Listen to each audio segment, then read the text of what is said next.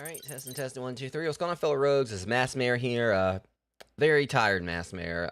And welcome in for episode 32 for Powerwash Simulator, and this will also be episode 1 for the Back to the Future DLC, which I actually just picked up today. And contrary to some of the other subject matter that I went to the DLC of and was kind of not really the most versed on it. Not out of with Alice in Wonderland DLC, being that I never really read the book, but I do know like a good bit, somewhat of the lore. And with Shrek, I've seen most of the movies, but haven't seen them in ages. I actually tried to brush up on my Back to the Future stuff. I've seen all the movies. I've seen Back to the Futures 1, 2, and 3, but it's been a while. But I actually made sure to watch them before going into the stream, and I kind of got to the last 40 minutes of Back to the Future 3. I've been binging them over the past couple of days. Watched the first two last night. Watched since for reasons I wasn't able to get no sleep again. Hence me being tired. Probably got about 6 or so hours of sleep since Monday. Yeah, and back-to-back streams tonight. Between this and Chrono Trigger, so it's gonna be a stream all about time. And the stream's all about time tonight because between Back to the Future and its time travel mechanics, and Chrono Trigger and its time travel mechanics. So this is all we need now is Doctor Who marathon or something, and we'll yeah. Sleep deprived jokes aside, guys. I kind of to make sure to try to brush up on things with Back to the Future. I don't know exactly what all there is, with this DLC. I've heard mixed things about it. A lot of people say it's actually pretty short because a lot of it's just majority of it is vehicle stuff. So for all I know, we might be able to do this in one shot tonight. We'll see. I'm gonna see how many jobs I can do. I think there's supposed to be 2 bigger jobs and what I've heard 3 vehicles. So we'll just see what all we can get into with this, how far we can go. If I can finish it up in one fell swoop, awesome. Next week I'll start on the next DLC, which will be more than likely for Wallace and Gromit. If I don't get the SpongeBob one first, we'll see how that goes. But yeah, like I said, I'm sorry if I'm rambling again. Pretty sleep deprived, but I promise I'm gonna be good to go for both streams tonight. Because I didn't want to miss 2 days in a row. I wasn't able to go in and do do the next episode for Doom: The Dark Ages yesterday because of a lot of stuff and everything, and basically me having to cancel the stream due to such. But I want to make sure I didn't miss 2 days in a row on you guys without this being an official break or something.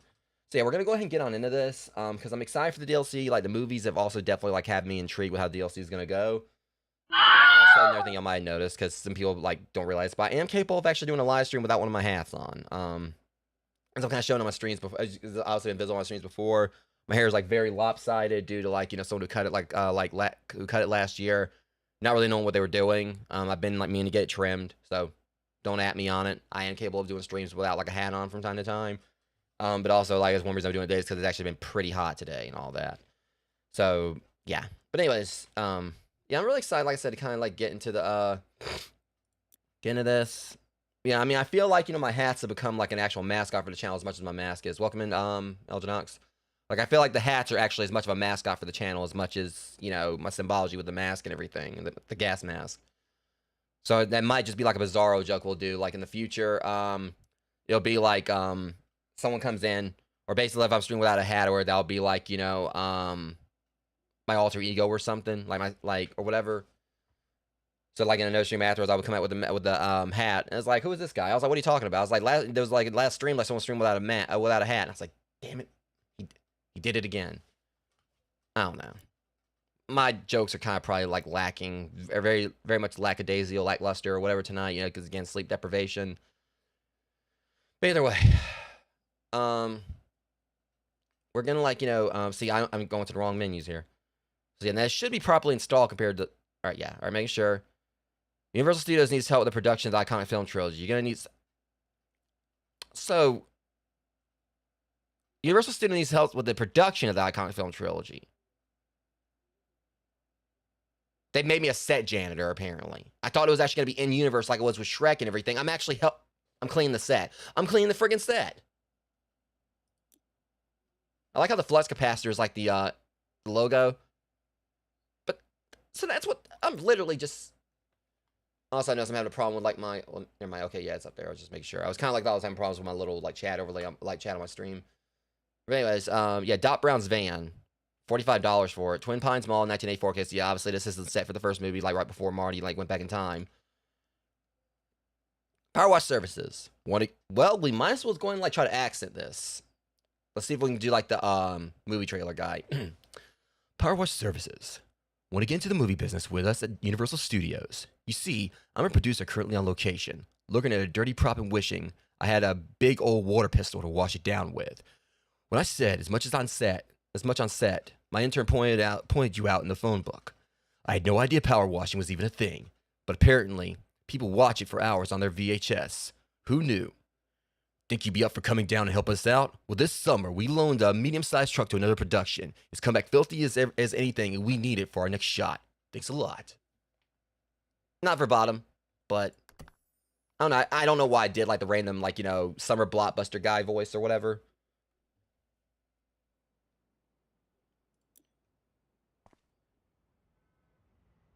Okay, so this actually looks really cool, but obviously they couldn't, you know, use JCPenney or whatever because that was like one of the things for the mall and all that.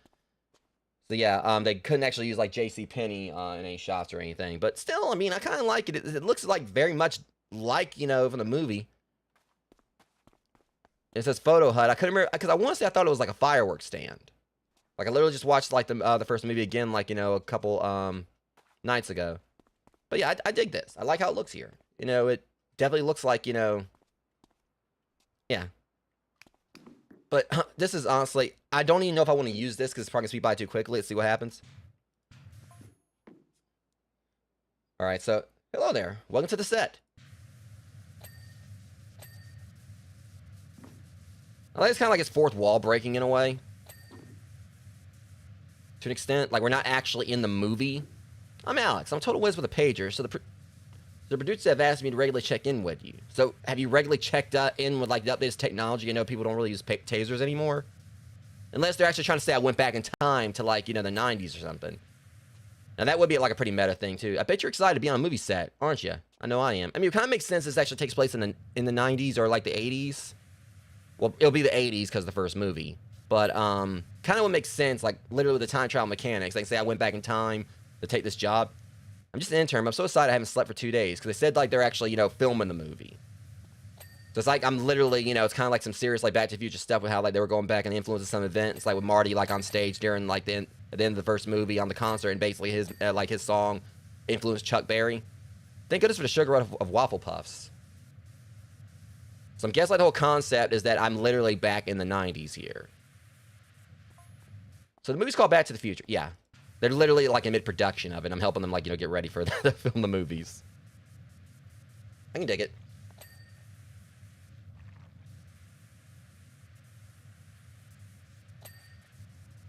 I know back, but to the future? How's that even possible? Look, I mean, the movies are already, like, hard enough to understand, like, you know, all the time travel stuff and everything.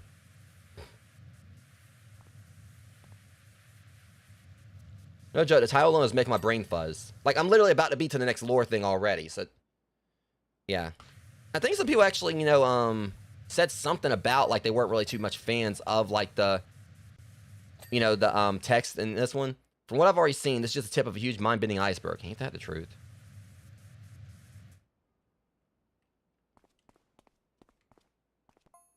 I'll tell you more about what's going on here, but I haven't seen the script. They're keeping that closer to their chest than a spandex tank top.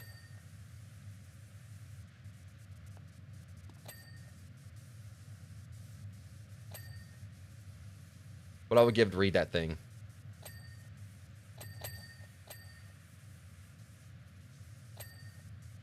Alright, so it's gonna be the top of the van too. Okay, yeah, now I can see what people are talking.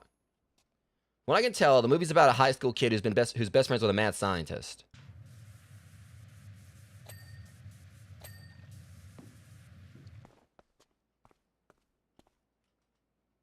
This one got, like, you know, make sure I, like, you know, hold off on clean rest so he can finish what he's saying. The high school kid's called Marty McFly. Sounds like a Scottish insect, but he's really cool.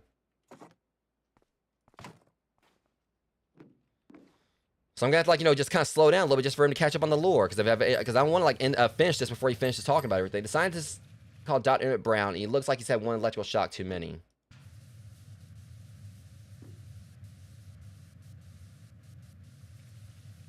And literally the whole concept behind, like, everything is that I think Christopher Lloyd, I think, was, like, in his late 40s when he did, like, the roles. The producers are loving that suit of yours. It does kind of look like the one that Marty was in, like, in the first movie when he went back in time, whatever, you like, he was alien.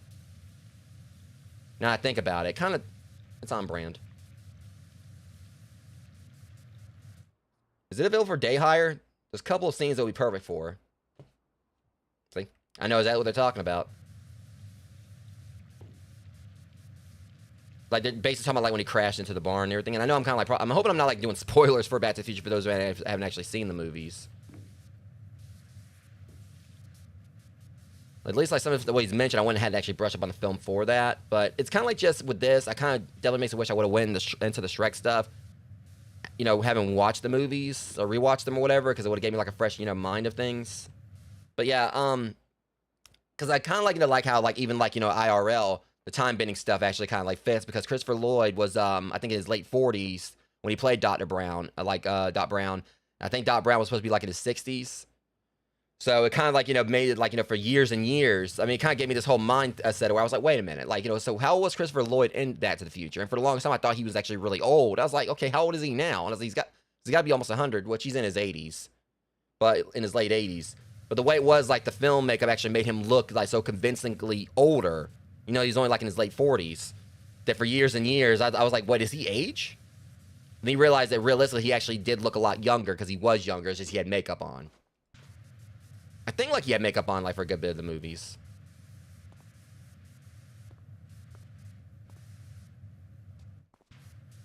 Because really, I think, like, you know, because when you think about it, let me look at this real quick. Yeah, it makes sense. It makes perfect sense here.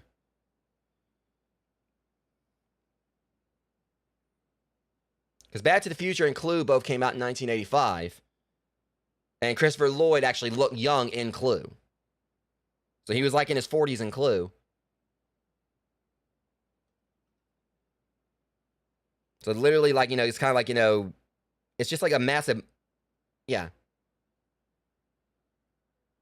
Because obviously, you know, you can tell, like, you know, he doesn't look as old here, like, as he looks in the Back to the Future movies and everything. So, and the fact they came out at the same time. So, again, it's just like a massive, you know, mind screw. Like, if you didn't, like, you realize he used special effects.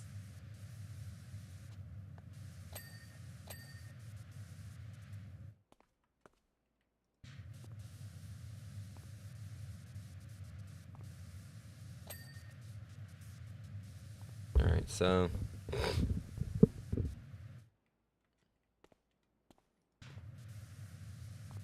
This might be one of the quickest jobs I've done, but then again, like, you know, the vehicle jobs, like, don't ever take much time. And then one of the quickest ones I did was the penny farming or whatever it was. That weird big wheel bicycle. Like that old timey wimey bicycle.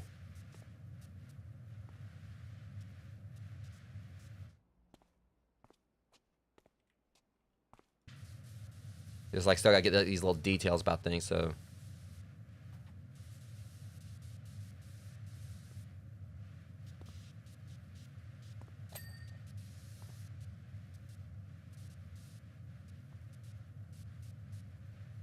But since, like, you know, they've done some stuff with Universal,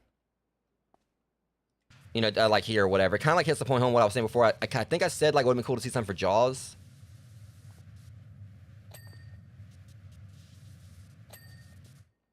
But I ain't gonna lie, cause I can't remember if Jurassic Park was done by Universal.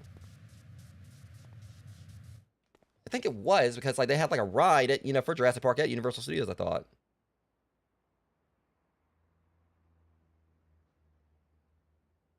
Making sure. So yeah, I think, like, honestly, if they did something else Universal outside of Jaws, like, for the sequel, like for Powerwash Simulator 2, if they actually could do Jaws, I mean, but again, like, if they want to do that accurate, it would have been, like, a lot of blood involved with that one. I personally would love to see that. Because if they really want to go, like, a bloodier route with things or whatever, I mean, I'm thinking Doom, Jaws. Jurassic Park wouldn't necessarily have to be bloody.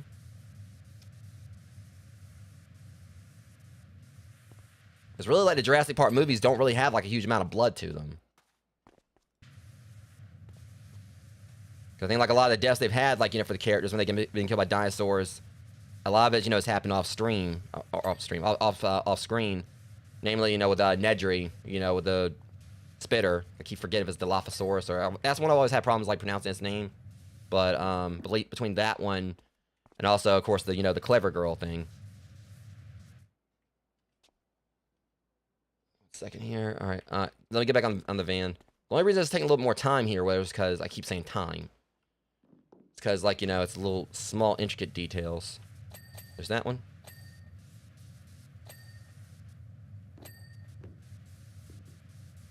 Yeah, but I can kind of see, you know, if a lot of these jobs are going to be, because I will say I paid full price for this. I know, because a lot of people were saying, I was like avoiding like a lot of reviews because I didn't want like too many spoilers. The only thing I knew is like supposed to be like most of it is like a vehicle jobs. But I went on and paid like, you know, full price for it. I didn't really care. It was only $8. A lot of people said get it on sale. I didn't mind paying full price because, you know, I love this, you know, game so much. I didn't mind, you know, supporting the devs like full price. Yeah, I think I said Dilophosaurus. So if I think I actually pronounced it Dilophosaurus. If I did, at least that shows them. Like I said, there's some I've struggled with. As much as I used to love dinosaurs as a kid. Yeah, so it might have been one of those cases where, like, you know, I'm getting the name right. I just can't remember if I'm getting it right. But yeah, I can just picture them, like, you know, they did a Jurassic Park thing. Something like with a Dilophosaurus, you know, den or whatever. Like, literally just think about it. Like, it just, like, you know, for some reason, it, like, you know, like, someone went there trying to feed it and it just spat everywhere. So you have to, like, you know, clean up, like, you know, all that.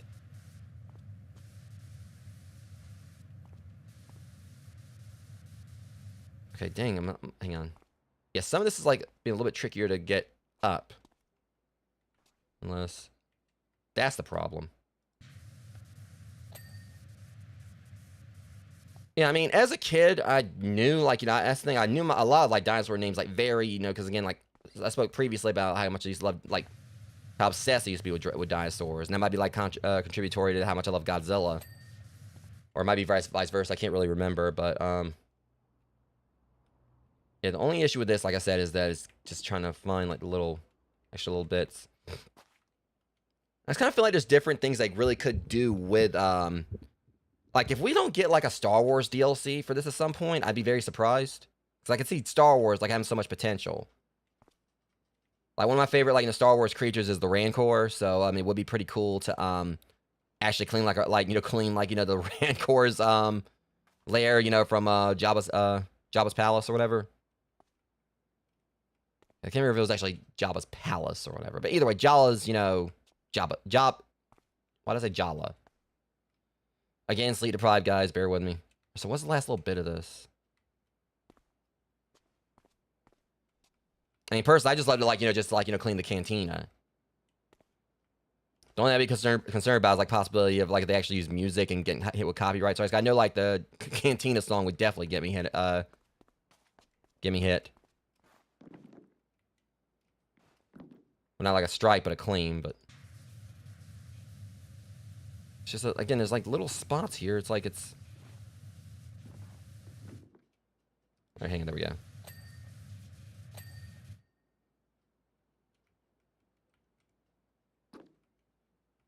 Okay, there's another light there.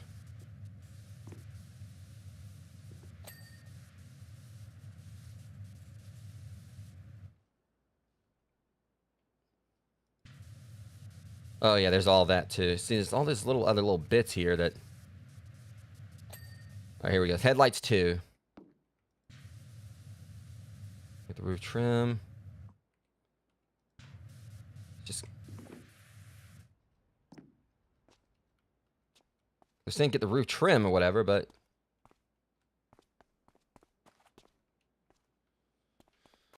Okay, so yeah. That's a bit problematic. Like, I'm, like, up here on, so it said headlight. Well, headlights for one.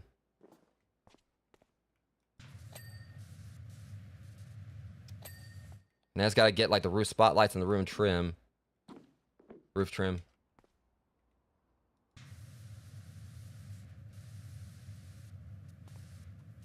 Yeah, that's the only issue with this. Like, the way they do the trim or whatever, it's so hard to see it and everything. They got, like, an...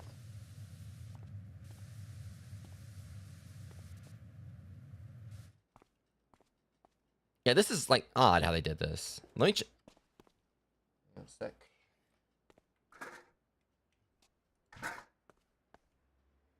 Well, that explains it. Okay, that's just kind of evil.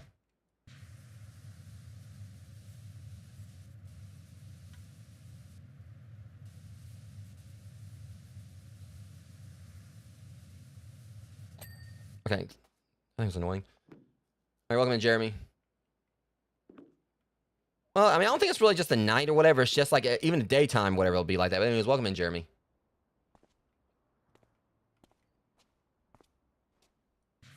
Done. All right.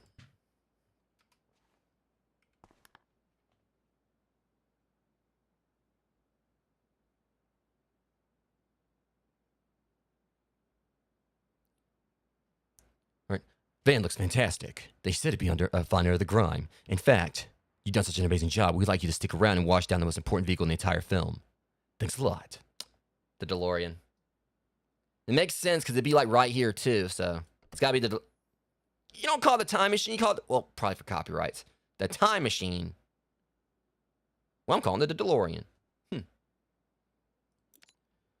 right. Hello again. Meet our movie star vehicle, the time machine. This car has been modified by the genius inventor Doc Brown to incorporate a flux capacitor fueled by bootleg plutonium naturally.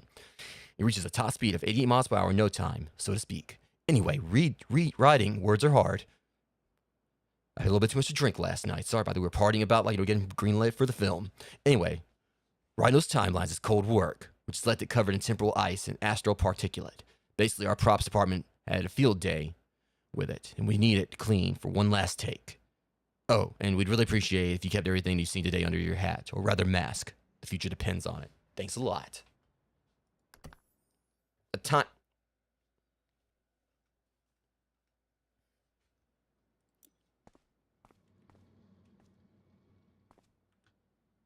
It's probably gonna be very hilarious how quick this job's gonna go.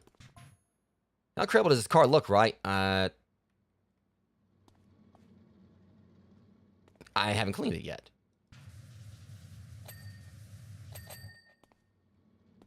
I'm trying to make sure it was actually a DeLorean.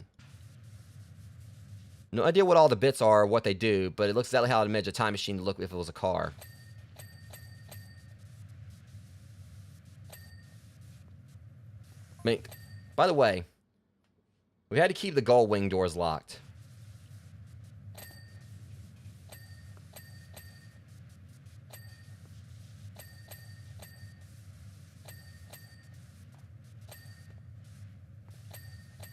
He's got the license plate. The team then installed some highly sensitive electronics inside that don't mix well with water. Understandable.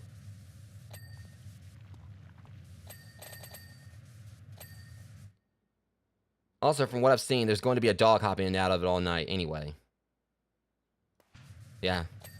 Einstein. I believe, I want to say like the actor, I think one of the dogs that was named Tiger. I don't know if that was the first. They used like two different dogs for Einstein.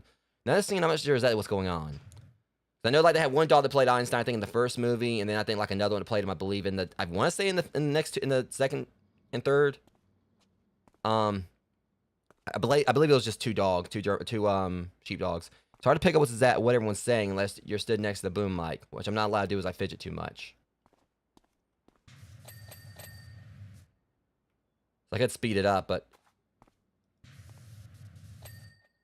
however, judging from the last shot, Doc, the car's inventor, has an extremely clever dog that's capable of driving a car. Not necessarily true. I think they actually said everything themselves.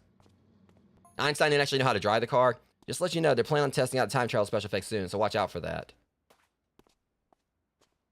Foreshadowing, maybe? It'd be cool if they actually had it where it did something.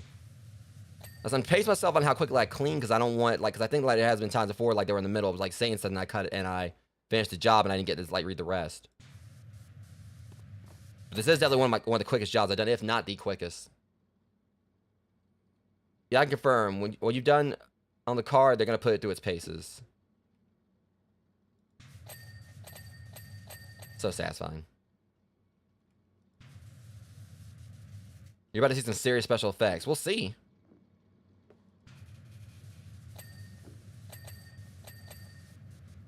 See, I could have already been done with it, but I'm letting him, like, you know, I was letting him talk. All right, now I can finish it up.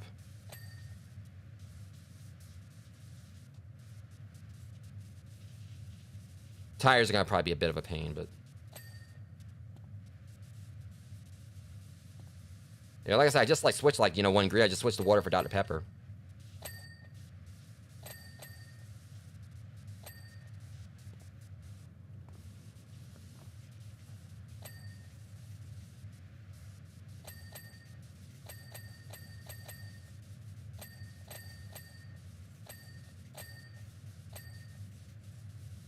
Okay, it's hilarious, like, how quickly I'm getting this done.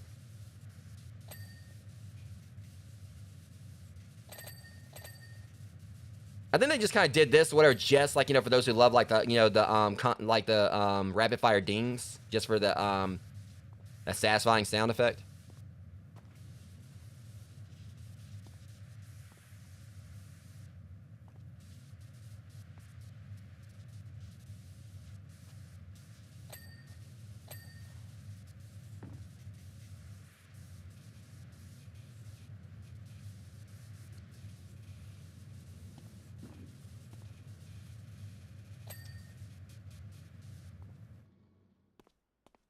Oh, yeah, yeah, I mean, this ain't me, though, right here.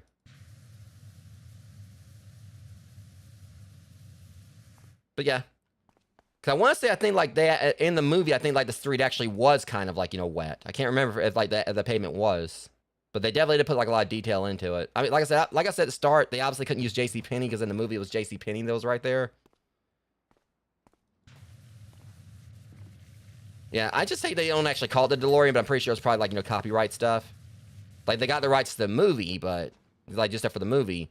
But obviously there's only so much, so far that can go, so I'm pretty sure they probably didn't, like, have, like, the actual...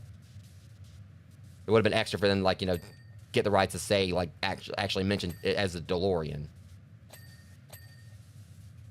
But definitely different than how it is with, like, Ready Player One. Like, who knows, like, what all kind of copyrights, like, you know, Ernest Cline had to get for every single, like, reference in that movie. Or, like, in the books. I mean, I know that, like, some was probably public domain.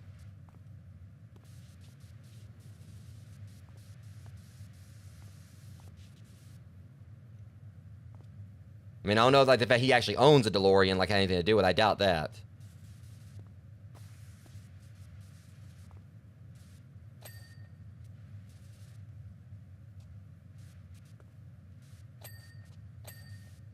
So maybe I wouldn't have actually got done right away. Still hate that you can't actually, open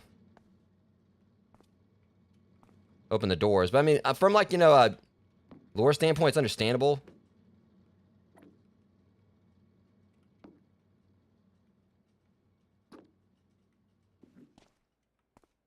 It's definitely gotta be the tires still. So what else does I need to clean? Well, there was that.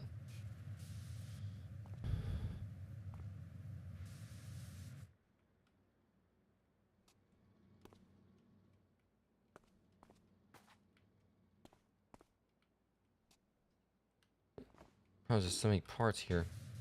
Oh, there was one. Alright, there's something right there that I picked up. So my mic's a little bit too close. Hold on a sec, guys. Yeah, I was busy, like, adding, like, lights to my desk last night. Because I had, like, you know, like, just to kind of show you guys this real quick. Can't really see it the best or whatever. Let me kind of, like, just turn this out real quick. I'm just show you, because I was actually just busy last night. It's not the... It probably doesn't really do it much justice. But, yeah, I was adding, like, you know, some underlights to my desk, again, last night. Like, this desk came with a light strip, but that one, like, you know, broke. So I just picked up one from Walmart yesterday, picked another one up, and I put that there. So, I was, like, I had, like, moved my mic and everything around last night to kind of, get that, stuck on there. I'll probably, like, post, like, an actual picture, you know, in a community post later. Okay, let me just look this up. All right, emergency coolant tanks. I thought I got those.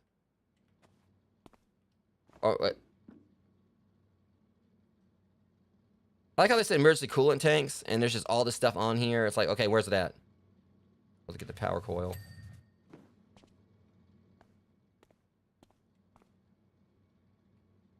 Okay, so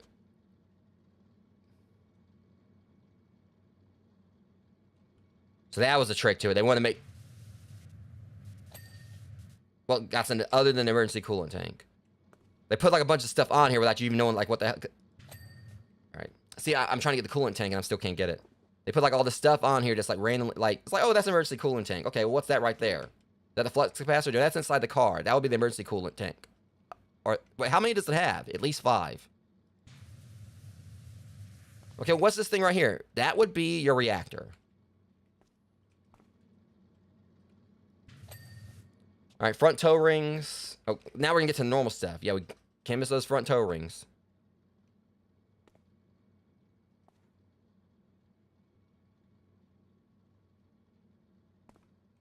Like I said, front toe, that rear flux boxes. Oh, and also don't forget the windshield wipers, which I thought I got.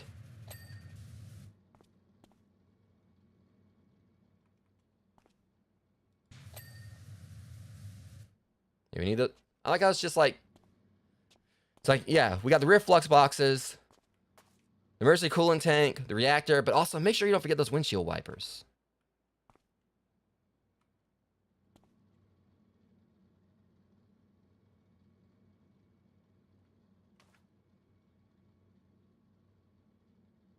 Where is it? It says like flux boxes. That's not it.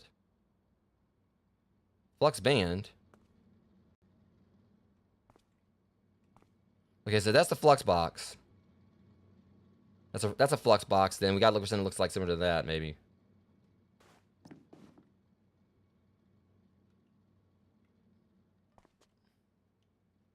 Ah, right. There it is. Well, they let me clean it. There it is. Hey, whoa.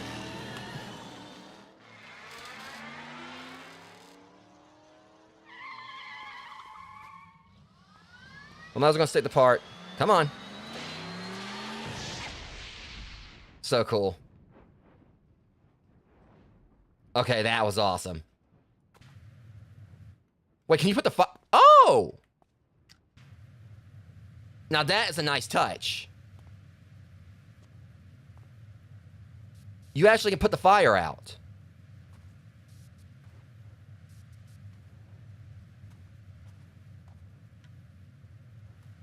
I don't know if there's gonna be like a trophy for it or whatever, but that's neat.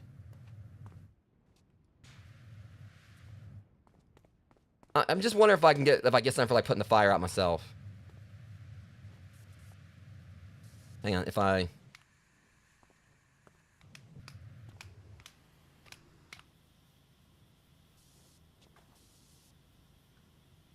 wonder if this will work better. Okay, well, I think the rest of it like went out of time, but that was so cool. Oh! It came back.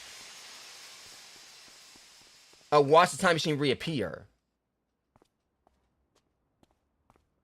I wonder if that's the reason they did that. They actually did that to kind of like, you know, make people like, you know, I was like, oh, all right, well, we want to see if they can actually accidentally get the achievement. We're going to like, you know, make it where they can put out the fire themselves. And they had me there doing that just to get the thing a chance to come back. That was cool.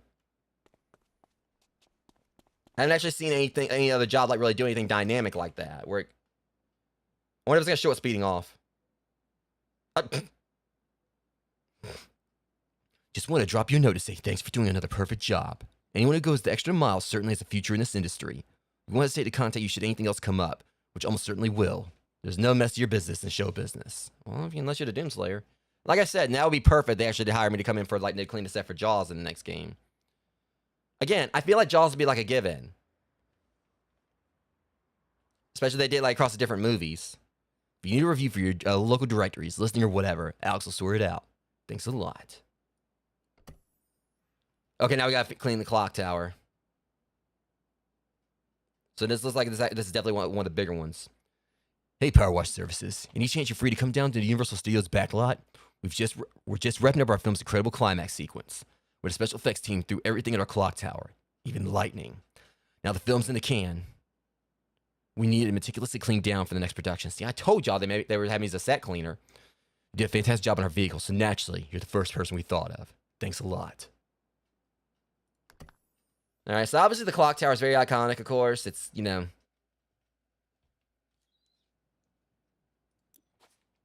But it definitely don't seem like it's going to take too long either. I mean, who knows, but. I see Stevens right there. I can't remember if there was actually like a Stevens hardware, whatever that is in the movies. But I'm guessing that could be like a reference to Steven Spielberg. Stevenson Baker. I don't know. Okay, and this, of course, is 1955. Roy's Records. Okay, that's really neat. And they got, like, something right there. I wonder what that is. I wonder what that would be for. 'Cause I don't know if that'd be like something for like the second movie or what. But just like the whole concept that they did that to kind of like show that it is a back lot. Alright, so.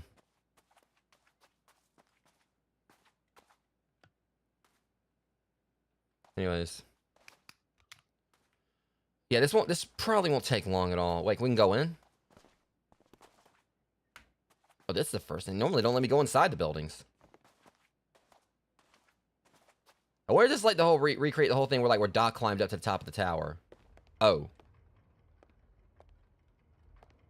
How am I going to get this while I'm up here?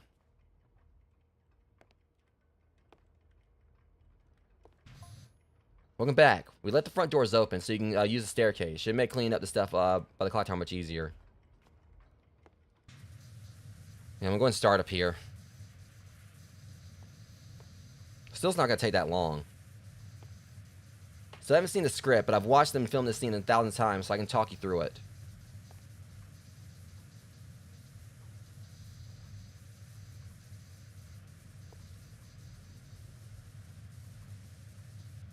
Yeah, like I said, I don't think this is going to take too long on its own. Because, I mean, if it was the whole clock tower, definitely, probably. It would take a while, but...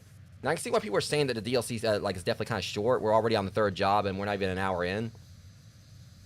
But I really don't mind it.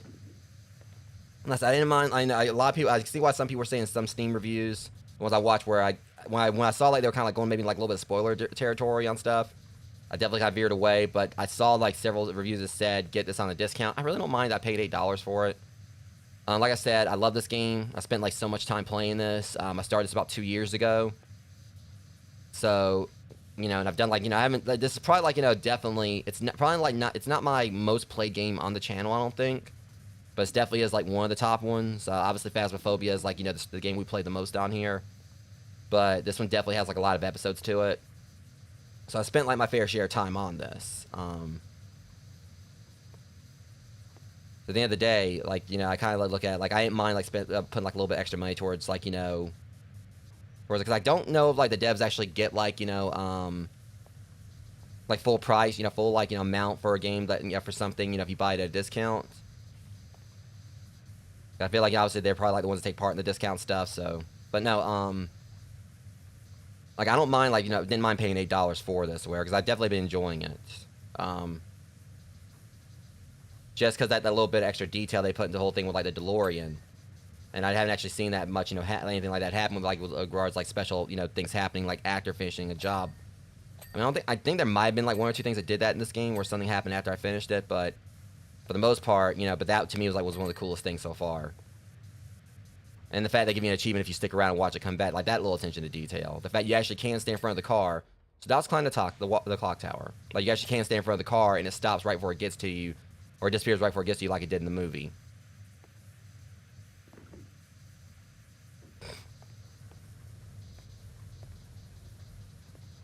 I think it's because he's scared of 3 things. Big cats, heights, and lightning. He's trying exposure therapy.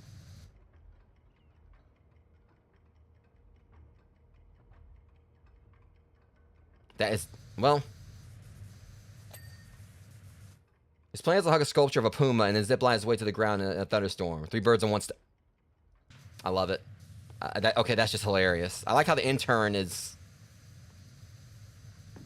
He's watched the scene like all these times, but also like I guess they're kind of trying to hit the point home that he actually wasn't allowed to be too close or whatever.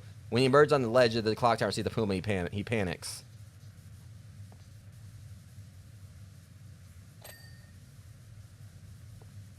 I say for $8, I still think it's pretty solid. He's bitten off way more than he can chew.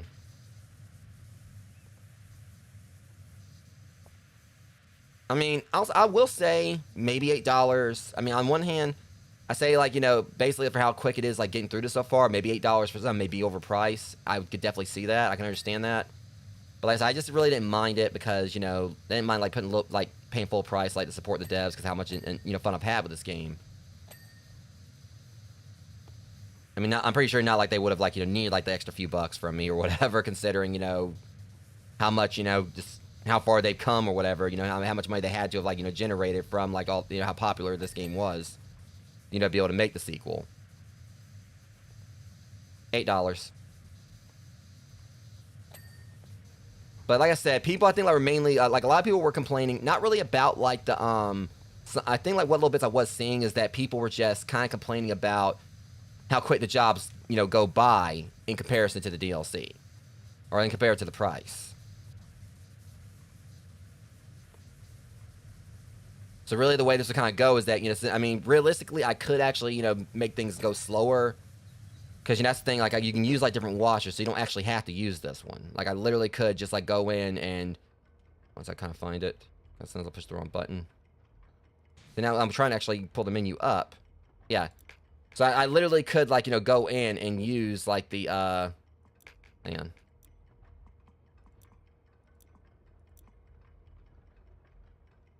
Apparently it's the only one I guess I already started the job, but I would assume like you can go in and like use like your weaker washers.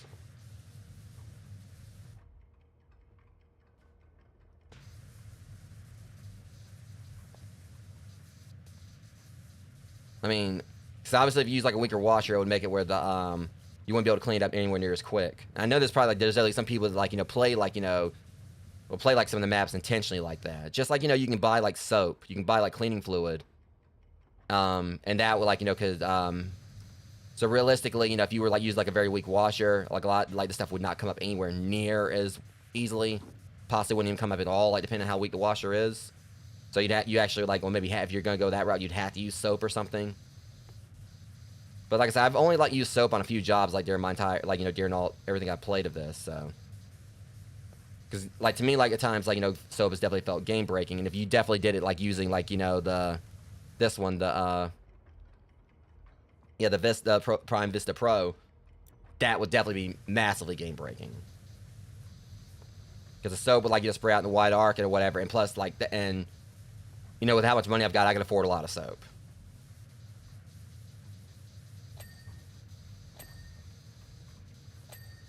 I mean, I actually might go and see like what else I can buy with them. Because I've got like I've got almost like 19,000. Because that was like one thing that was like really fun about the game originally. I mean, it was the satisfaction of like having like a very somewhat of a weak washer or whatever. But then like being saying like he's saying open. Oh, there it is. It was saying closed for open for some reason. Like, because normally when you play, you start out with a very weak washer, and you have to like kind of like build yourself up, like to get stronger tools.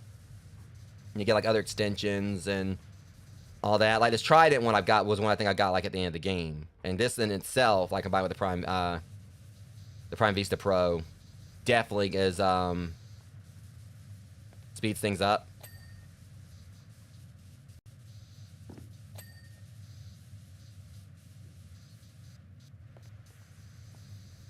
And that's one of the things that's kind of like make like when Power Simulator 2 comes around, like if it is like 4-player if we can go to the campaign on a 4-player basis, the way it'll kind of go is that everyone starting off with weaker washers is definitely going to help, because if we all went in with like a very powerful washer, like the jobs would wouldn't last no time.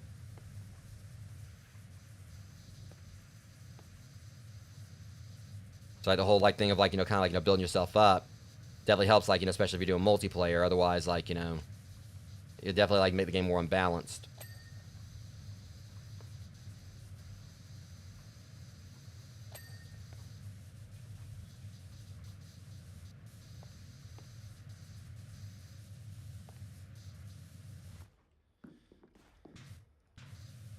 And this reason I want to start off with this right here. There's like so many angles to everything in here.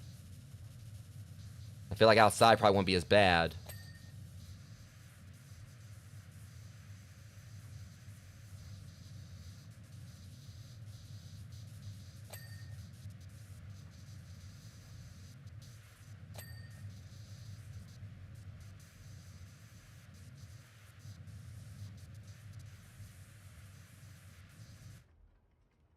Let's see. Should be able to maybe get it with a jump right here. Okay, never mind. Hold on.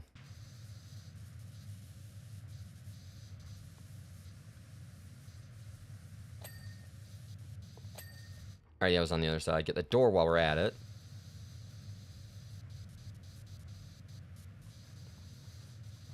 But I am really interested with the next game to see like what kind of new mechanics they bring in, like what other locations are going to be.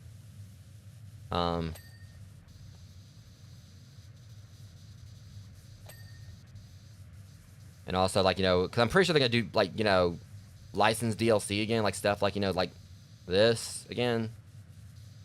You know, did like pop culture stuff. But, like I said, it would be pretty cool if they did something for Jaws or like Jurassic Park or something. I definitely like to see between the two. Like, I think Jurassic Park would, like, kind of like, you know, as much as I'd like to see something for Jaws. I'm just kind of like, you know, just looking at thinking about different things like for Universal Studios.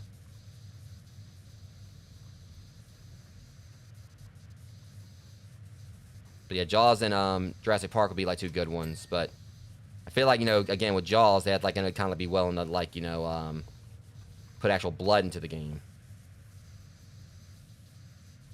Of course, they also could, you know, they could use the excuse and say like, okay, well, you know, just like they did like right here with the whole film set thing, like they could say, all right, also just know it's just remember it's not, you know, it's definitely, you know, fake blood. Like they actually do say it's not actually real blood. That's one way I kind of feel they can get around it.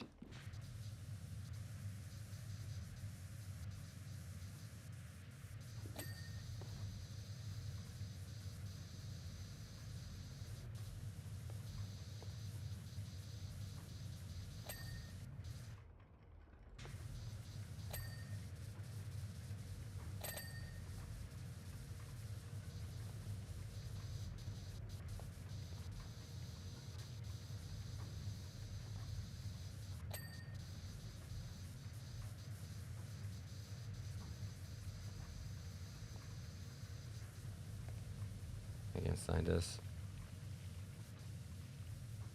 That was a little trippy trying to clean that one.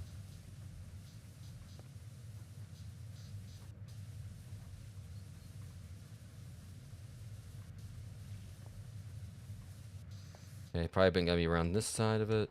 There it is.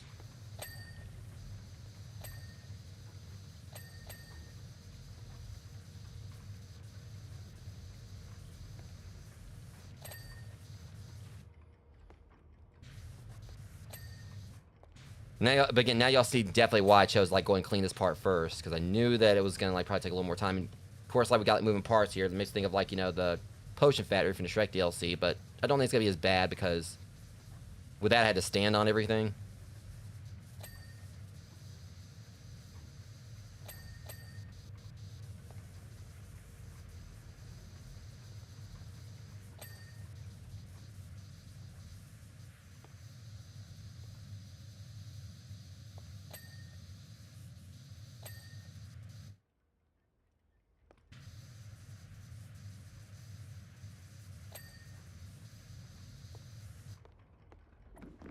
Okay.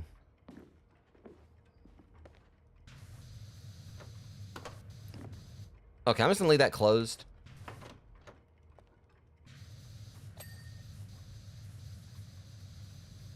Well, I think to say we're still making good time. I don't know how many more times I'm gonna say time during this stream, but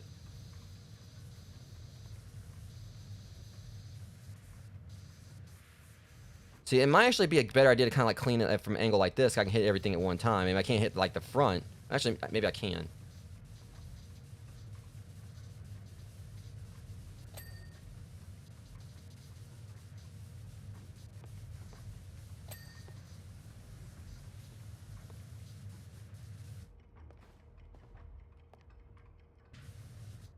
It might be on the inside brim.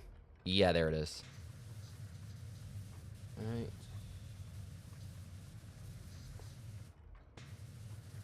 I kind of...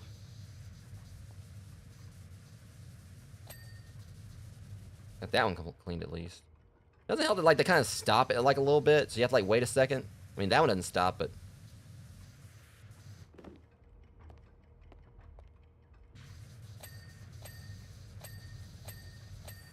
okay, that was a nice little... I'll take it. That was like a nice little set of dings.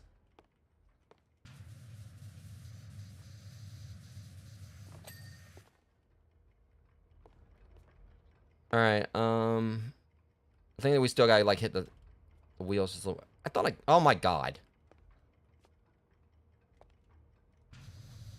There, done. Everything's like so red in here. Alright, close this. Do we get... I feel like it... it seems like it's a shutter all around. So I can close it probably and go and get the rest. I'm still gonna have to like get out here and one of these things like comes to life or whatever and says there's no Dana, only Zool or something. I'm gonna like push off this clock tower. I still say Ghostbusters would be a pretty cool one also. I mean, that one just kind of like just screams like DLC for this game. Between the Sedgwig, I mean, cause, and like, you know, basically with everything Slimer did, Stay Puft Marshmallow Man, like you obviously they can do like a good one for like the streets, like after Stay Puft, you know, whatever. I mean, exploded, imploded, melted, whatever.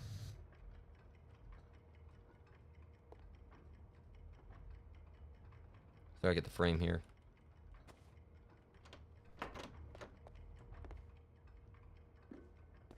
Yeah, there's like a lot we gotta do out here. I'm gonna probably, oh, I like how it actually has like his footsteps. He has actually got like, you know, okay, I love the attention to detail on this. All right, like his footsteps are right there, and then like just the part where like it broke off. That is really cool. Like just like those little bits, those little like small attentions to detail there. They didn't have to actually put it in, but they did.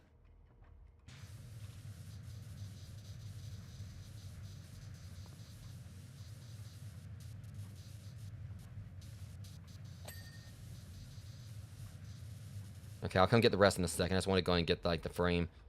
Make sure we got everything taken care of in here.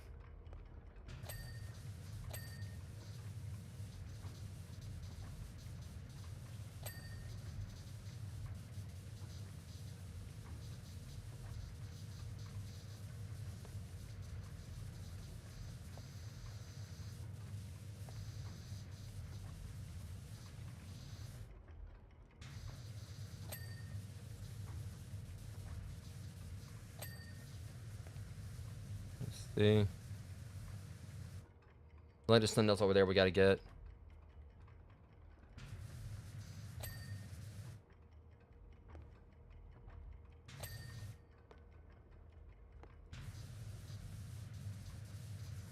Okay, on that keeps throwing me off. Let me close that for right now until we get back out there, because that's like that light out there keeps throwing me off.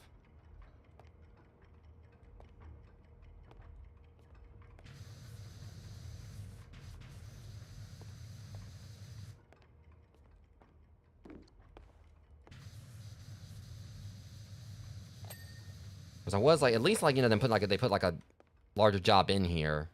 They could like just made all of them vehicles or like really, really short jobs. And I could definitely have seen like, you know, where that probably wouldn't have been like justified paying $8 for that.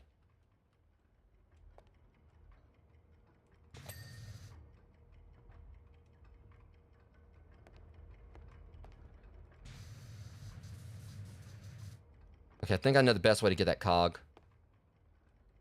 I thought it was one of my ladders, but it's not. Wait, hold on. Yeah, it is. About to say. Oh, yeah, that... Mm-hmm.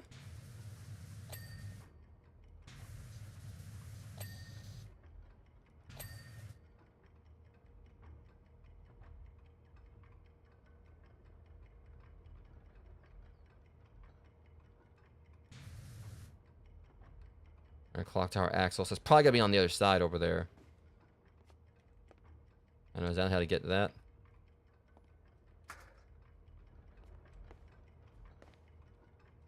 Okay, never mind. I don't... Okay, so I can't from there, but I can from here. I can just...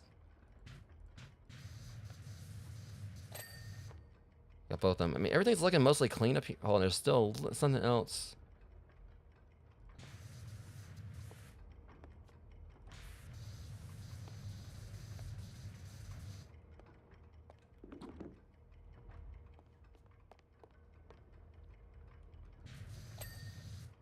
Alright,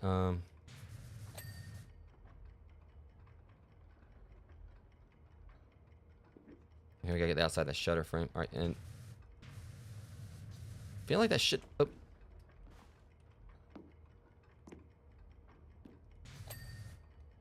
I mean, everything looks mostly clean. If there's anything I'm missing... I see you.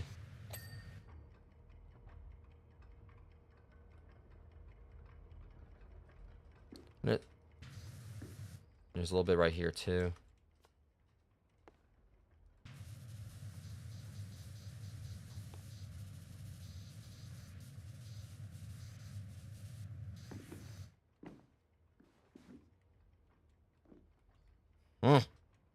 Hate when they do that.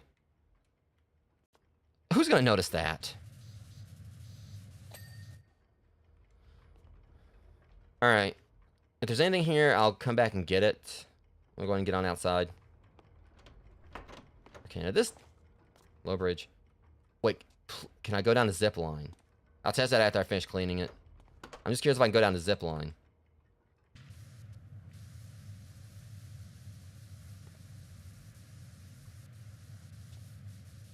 Okay, look, go ahead and, like, clean the floor first, and then I'll get the,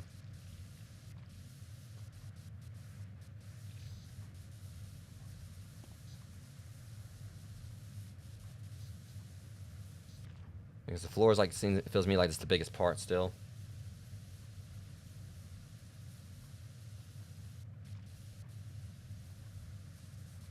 I say it would be cool to actually do all this in one sitting night. And I'm gonna try to, since we are on the third job. So I mean, we only got like 2 more to go, and we're only like an hour in. Unless, and that means like next week I can go ahead and start on the next DLC if I can go ahead and get it.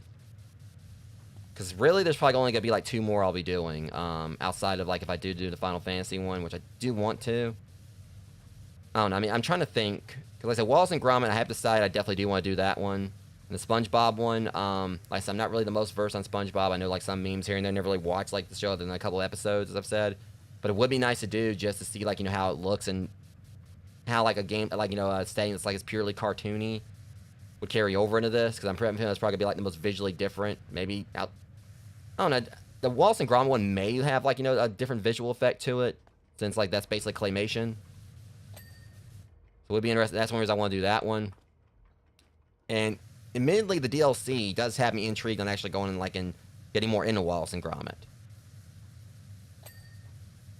Like I said, I've watched like some ages ago, some Wallace and Gromit stuff ages ago, but far enough back to where the only thing I remember is that like there's like sheep and, you know, and Wallace really loves cheese.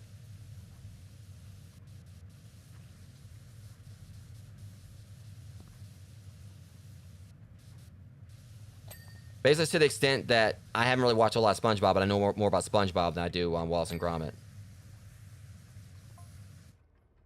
Doc tries to focus by pulling up the zip line from his friend Marty below.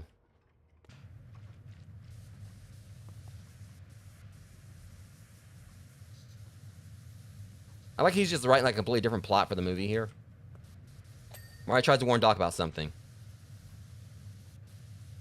Well, there is that.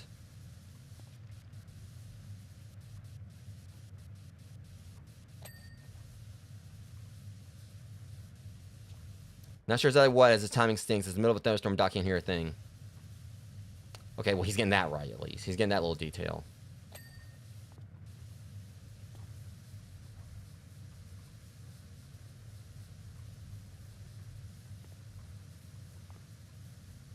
So Doc returns to his exposure therapy and hugs the Puma. It cures him.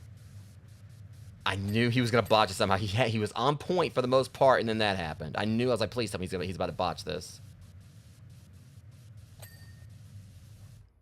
None of Fears 2 and 3. This is great. This is comedy gold. I love it.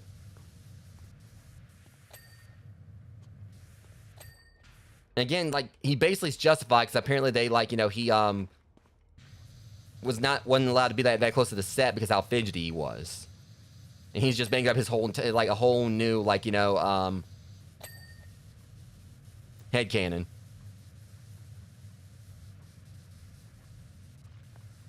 But it also makes me wonder. So when I think vehicles, I've seen like stuff on the store page, and like I said, I've heard I think there's like 2 locations and 3 vehicles. So we've done 2 of the vehicles already, and I already know like what the other vehicle is gonna be. I'll say that much. It's gonna be like something based around Back to the Future 3, but it makes me like wonder, why did they not do the manure truck, or like the whole manure thing? Literally, that's like one of the biggest running jokes, like, in the movies. And we didn't get it.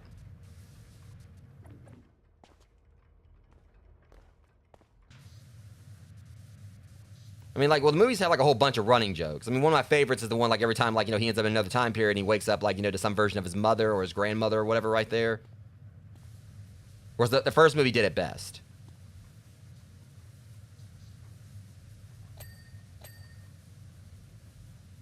And I want to say, like, out of the three, I want to say probably the first one is definitely my favorite. I mean, literally, like, ranked, like how, like, you know, chronologically, you know, how they were chronologically, words hard, released. I definitely need sleep tonight after I do Chrono Trigger. Like, my top favorite of the three is the first one, second favorite is the second one, and third favorite is the third one.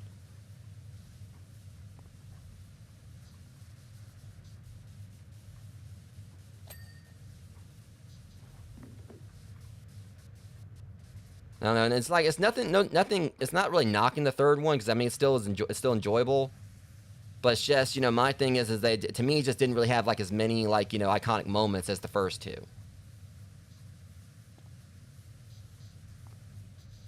Like, obviously, like, one of the most iconic things, you know, of course, is the hoverboard, and the hilarity of how, like, here it is, like, you know, 2015's already passed, and it was, like, vastly different compared to, like, what they portrayed 2015 as in, you know, the movie.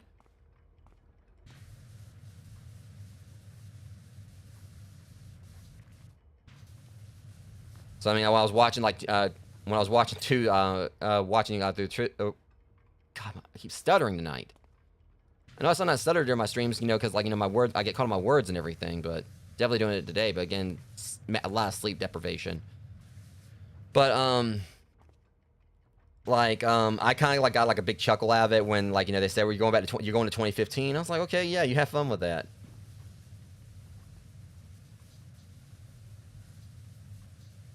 Let's see, panther statue. It's not even a panther. It's not even a puma. It's a panther.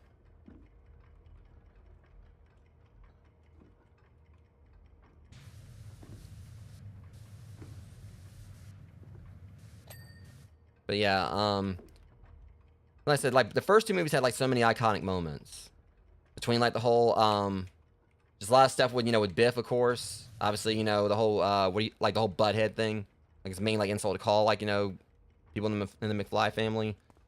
The whole thing with, like, you know, like I said, like, him, like, you know, I think I already got the panther statue completed. The whole thing with him, like, waking up after he got knocked unconscious somehow, and, like, some variation of his mother, all played by Leah Thompson. I think we're kind of done with it. I'm gonna see if I can go down the zip line. Guess not. I think my boots got padding to them.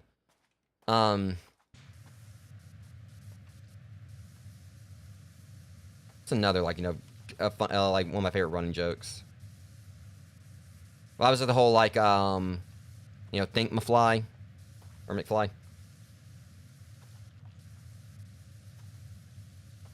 Of course, for some reason, like, every time, you know, Biff, has done that, like, I just want to, like, wring his neck, because for some reason it's just so annoying when he does it. Well, yeah, if he did it to me, where I'd be gonna put him in an arm lock. I'd be done freaking.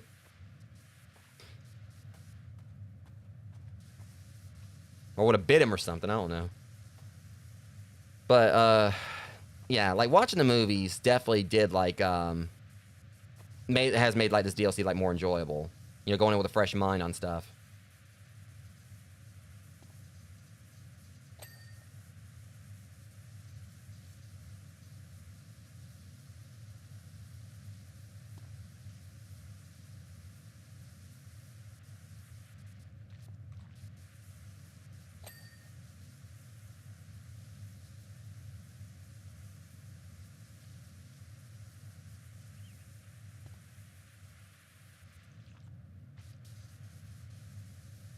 Alright.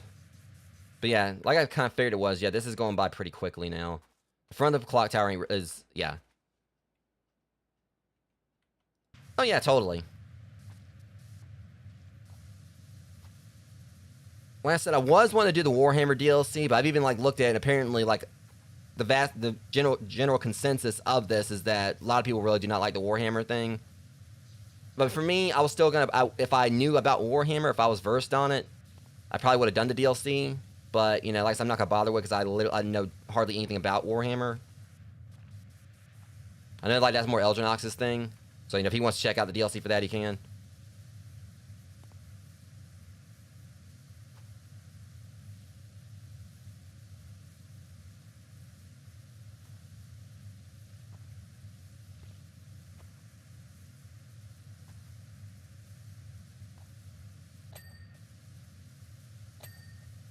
But like I said, I do if I want to say like what I really would like to see them do like do like a Sun 4 in the future.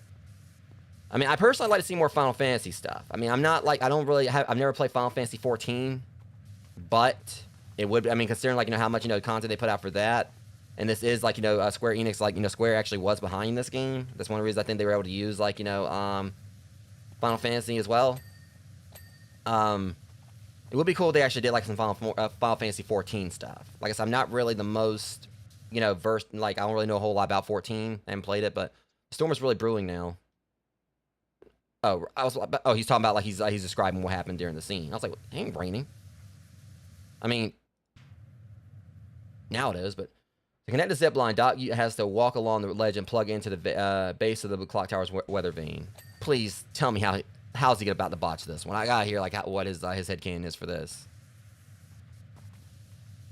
Not really a headcanon. It's just like how he he thought that it happened, but the ledge crawls beneath his feet. But basically, how he interpreted it because he wasn't there like close enough to the set to really see like what was happening.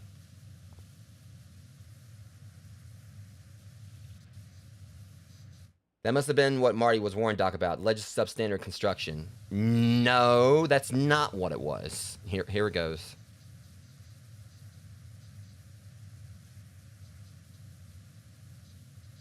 Somehow Doc holds on and tries to plug in the zip line, but it's pinned down by this awful log.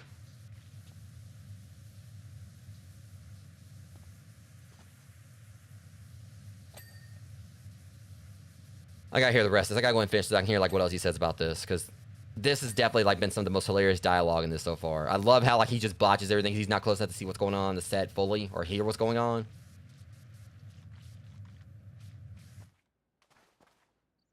But no, like I said, I would love to see them do something with Ghostbusters. Like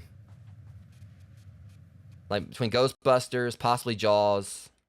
But like I said, Jurassic Park will probably be like between Jaws and Jurassic Park. That would probably be the one that would definitely, have more, like more they can work with.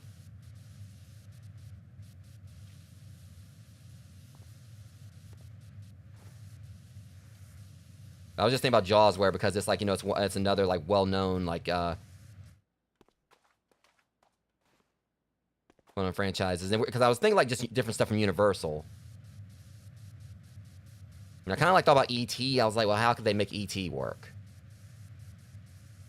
There's not really like a whole lot in that, and like from that, it's actually like really, where you need to clean stuff. But then again, let's be real, like all these sets here or whatever, like they weren't this dirty in the movies. They're not actually explaining like how the set like got dirty the way it is, like why it's so filthy.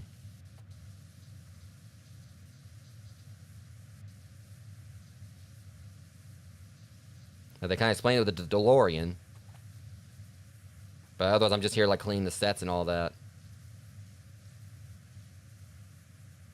They said, like, the special effects team, like, kind of, like, just went crazy with the stuff on the DeLorean, or the time machines, they call it, because they couldn't use the word DeLorean. But, like, with, like, Ghostbusters, it would be, they got, like, a lot of means there to just not even have to explain it. It's okay, yeah. After Stay Puft, like, melted or, like, just splashed everything after it fell off the building, you don't have to explain that. Like we know what happened. And the other thing is, like, they're doing this as a set thing, but with Ghostbusters, they wouldn't really have to. I understand they're, like, doing this as, like, okay, well, it's a set, you're helping clean the sets. They're doing, like, a meta thing here.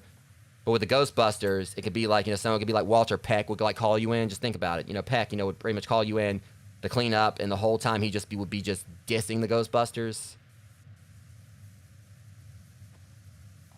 It's well known, like, that, Peck, any chance he gets, like, the bad mouth in the people where he's going to take it. So, of course, like, he hires you for the job. And all he does is just blames the Ghostbusters, for what happened.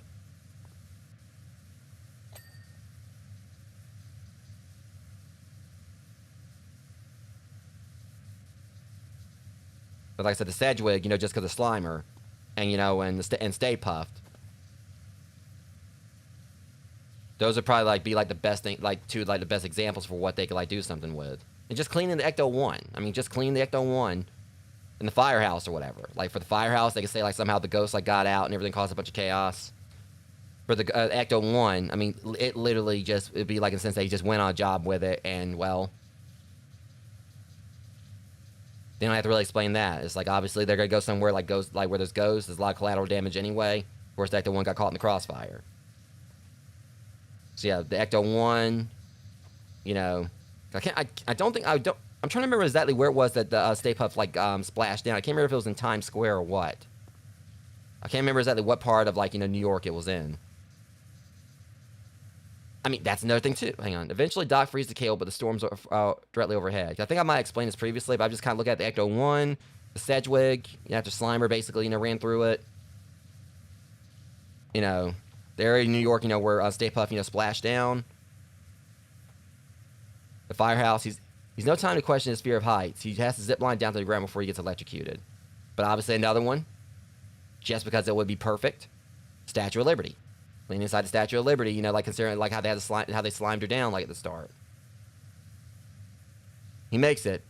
Fear 2 tick onto the lightning. Of course, that has me like kind of thinking about something I never thought about before too with the Statue of Liberty. Now on the ground, he grabs at a cable glowing with lightning as Marty drives past in the car. Might be the last bit of lore he says. But that might have just been it. Doc celebrates overcome his final fear by dancing in Marty's fiery trail. He was dancing because he sent Marty back to his timeline. But, like, one thing I kind of, like, just thought about, I never actually really thought about before, because I'm thinking about, like, you know, like, cleaning the Statue of Liberty. How this ties in with time travel is anyone's guess. He's completely oblivious to it. Once he finishes talking, I'll kind of explain what I was just thinking about. Like, my own headcanon about Ghostbusters. Okay. They sprayed the inside of the statue down with all that slime and had her walk across the ocean or whatever, walk across the water, or walk in the water to get to New York, get into the city. How in the hell did the slime not get washed off? I mean, I don't think realistically speaking or whatever, unless there was like they had to spray her down, like, you know, just there was like a crapless slime that they spewed everywhere in there. We're not just gonna like say that completely platonically, might I add. How the hell was it that it actually stayed, you know, how did it not get washed off midway and basically make it where, like, you know, she was just gonna be stuck in the water? So if there was no, if like realistically, if it would have got washed off, there would have been no slime, you know, stuck there, you know, stuck, you know, on the statue to actually animate her.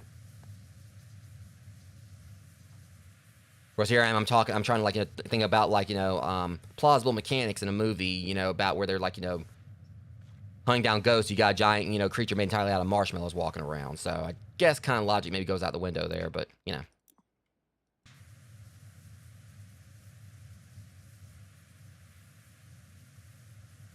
The picture I was on the set when they're filming is like, that's how would that work? What are you talking about?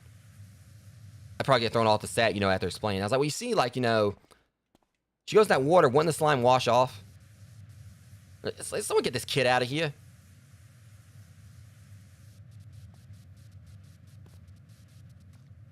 It's like, well, I'm not wrong. It's like, it's not mad that you're not wrong, kid.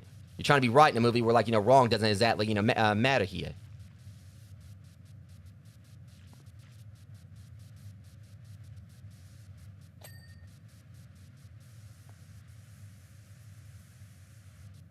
Like, you know, we got a movie here, you know, where a woman gets stuck inside her refrigerator. And you're trying to, like, you know, talk about, like, you know, physics here?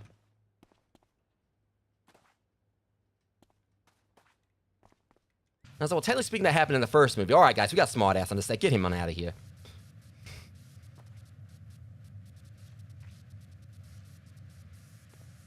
Point is, I'd love to see, like, some Ghostbusters DLC for this game.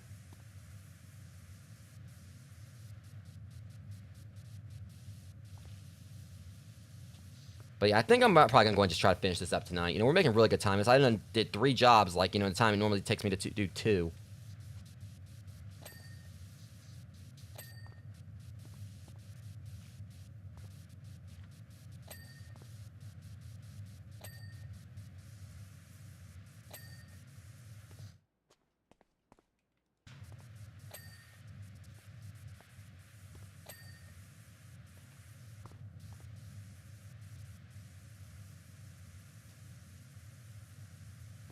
Yeah, I will say, like, after I finish this one, I'm gonna, like, take, like, a bit of a break, guys, get something to drink.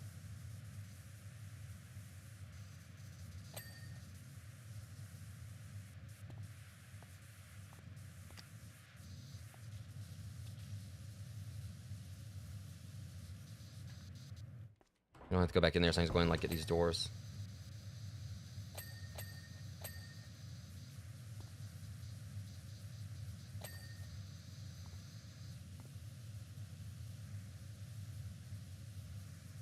And I think I'm hearing thunder outside, but that's great. Well, at least we got, like, the right, like, set for it, considering, like, you know, just talking about, like, all this thunder and lightning right here or whatever. Now, like, you know, actually getting, you know, timing on it. They're, like, you know, the part of the movie, like, you know, where, like, you know, they have a thunderstorm, and now, like, you know, one's, like, kind of making itself known outside.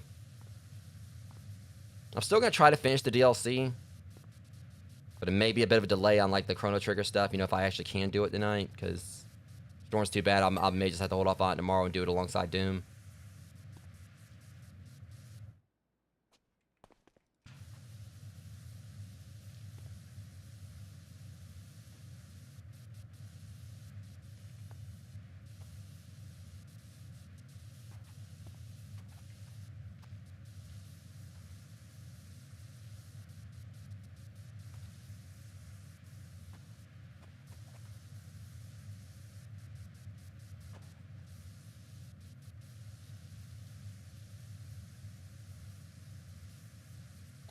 Yeah. I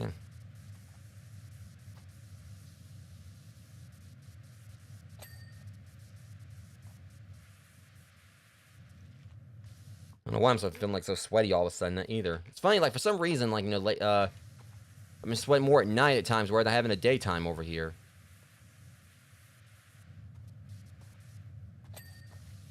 Either way, I mean, I'll just be glad when fall hits again, because, you know, I'm definitely feel like I'm more cold-natured.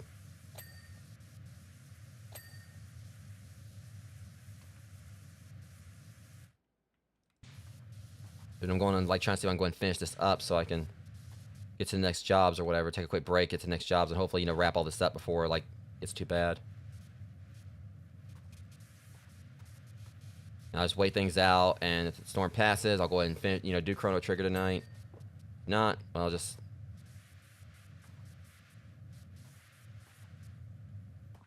Alright.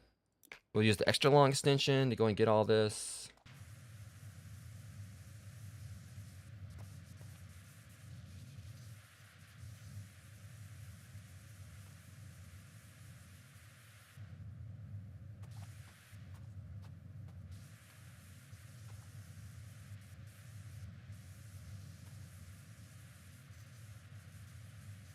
Okay, we need to get like a... Or get this placed over here. Much better.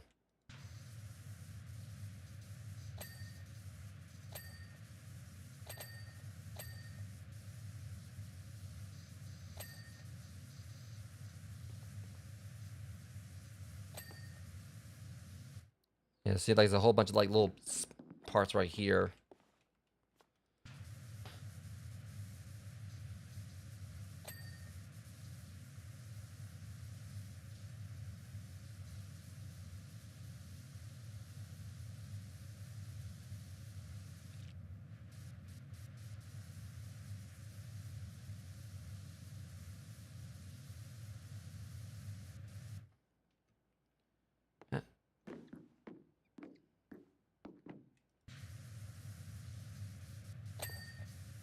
Yeah, I gotta get this job finished ASAP.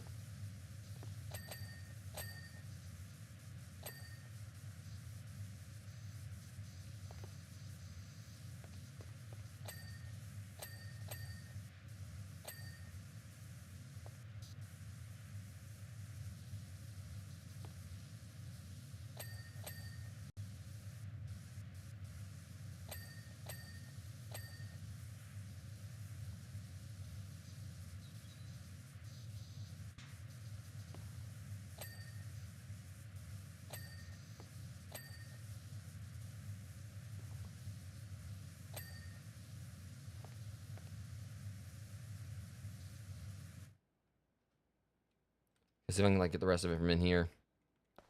Alright, here we go. Okay, yeah, it's all the way around this side. Shoot. Grief. No wonder.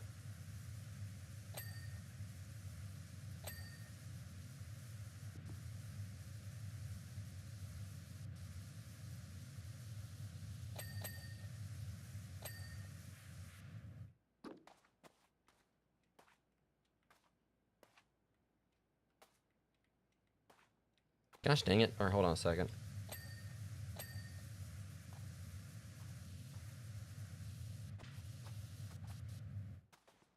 There's a part up there I can't really see that well. Alright, let me go all the way to the tippy top.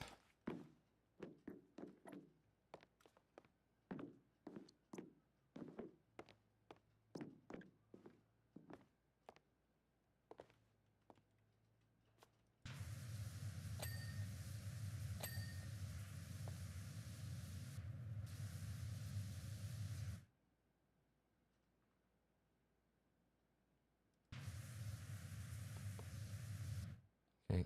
Yeah, there's this right here too.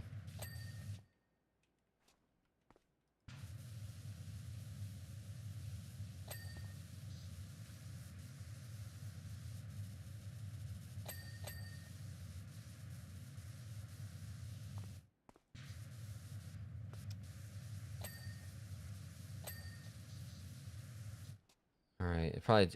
There it is. Yeah, there's a lot right here.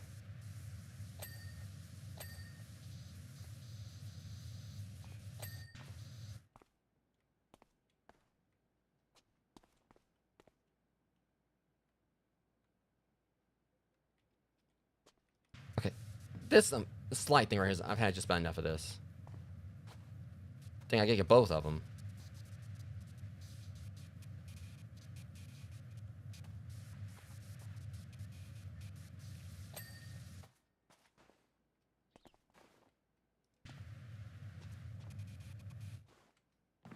Alright, short extension, or stubby.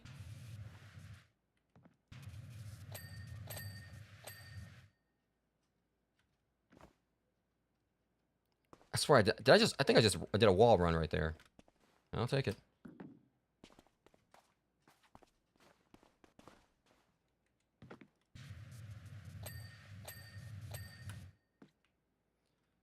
Alright, and lamp post. Did we get the other lamp post? Yeah, we did. Alright, let's finish up like the pedestal.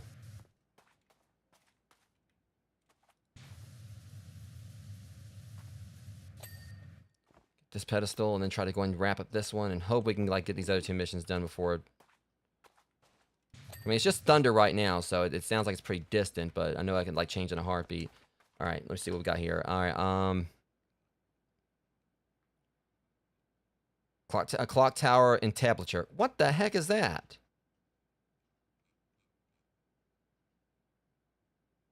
Poster see, that's making me mad now. They told.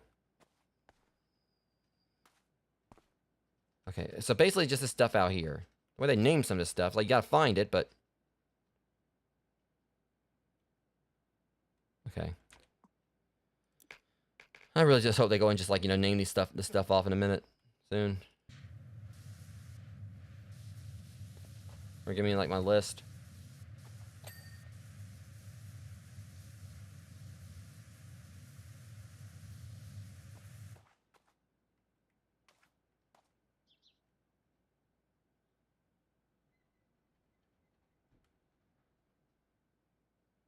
Okay. Clock tower and tablature 2, lamp lights. I thought I got those. Okay, it's just one right here. All right, there's that. Pilaster capitals.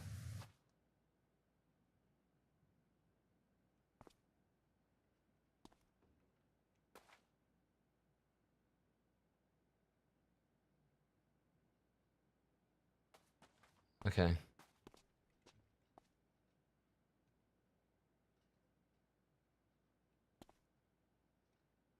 This is gonna be a problem. Because these things right here, no? Not that, when they said entablature. Alright, I guess I gotta go back up real quick. So then I can get up here. So we're so close to getting this finished or whatever. Apparently I did get everything in this room where, surprisingly.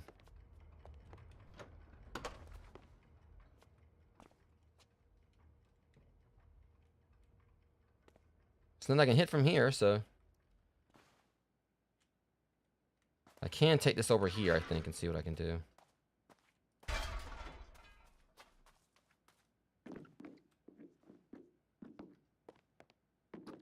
Oh my god. For the love of God, let me up. Quit trying to... It keeps on, like, trying to stop me. Oh. Yeah.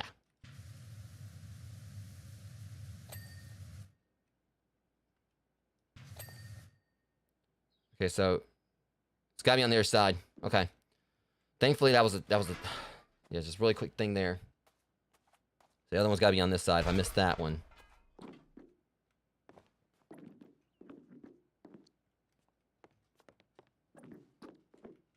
And we are done. Alright. Like how all you see is me just... You can just kind of like see me in there just like... Moving around slightly, just cleaning everything. It doesn't even show like the scaffolding. It just shows me standing in midair. It's one heck of a job, Power Washer. Thank you. Can't wait to sit down with the editors now and get those scissors working. Really feels like we've been part of something truly special here. We couldn't be more pleased with your work, and if anything else comes up, we'll get back to you in the future. Thanks a lot.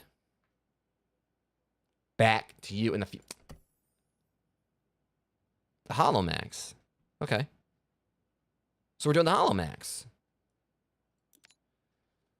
All right, hopefully this don't take too long. Hey, Power Wash Services, how's it going? Hopefully you enjoyed your previous time with us and would like you to come back for more silver screen jet wash action. We've got the green light for another 2 movies, which we'll be filming back to back for the future.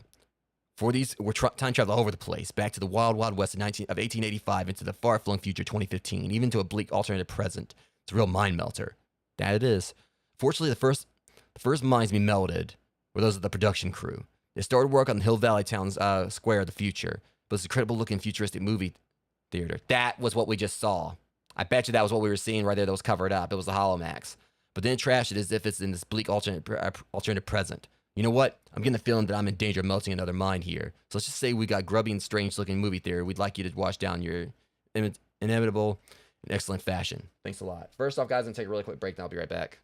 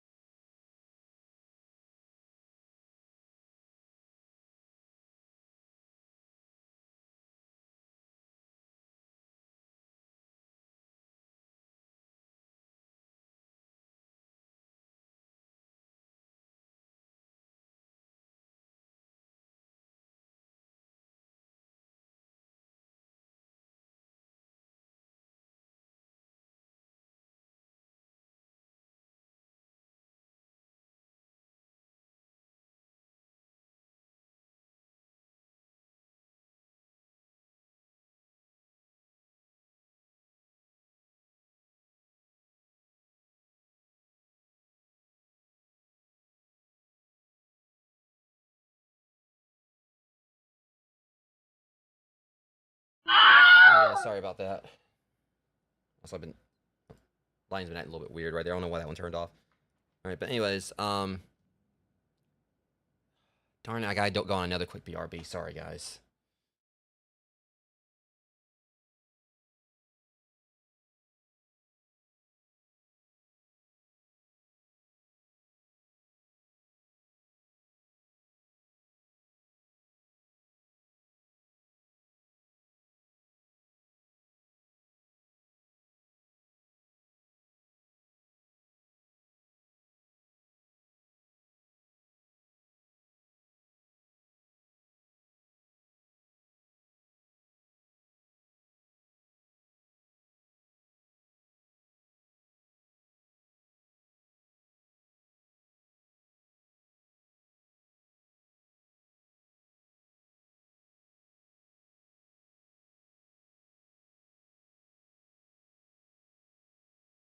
Anyways, sorry about that again.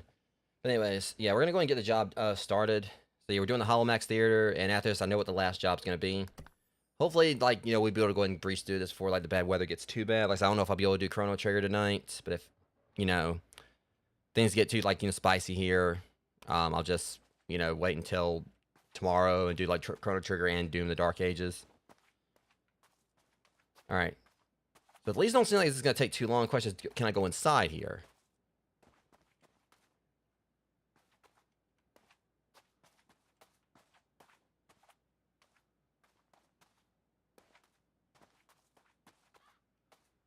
Alright. So yeah, this is the Hollow Max.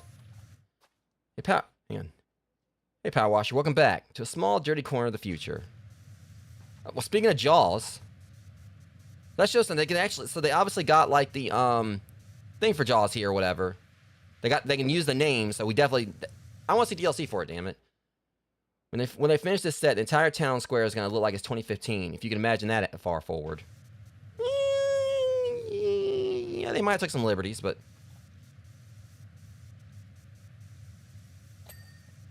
Yeah. This time it's really, really personal. Also, I've heard some rumors about the film's predictions. I'll run them past you once I found my notebook. Be advised, the shark is not real.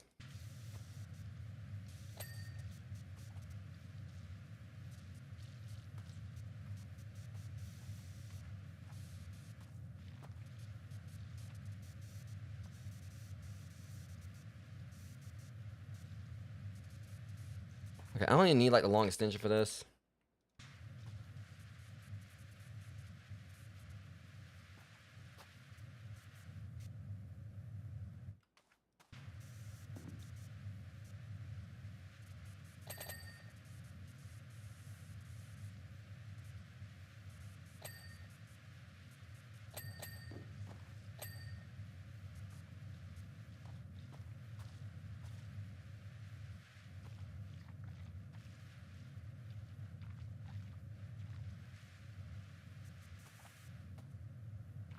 Alright, now.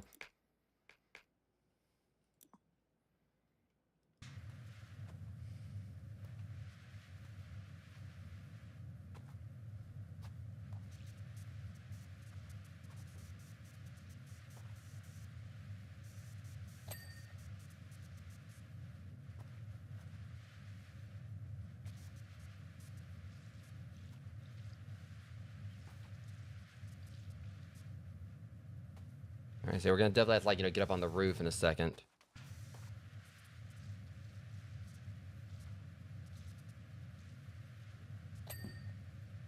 Something right there. One sec, guys.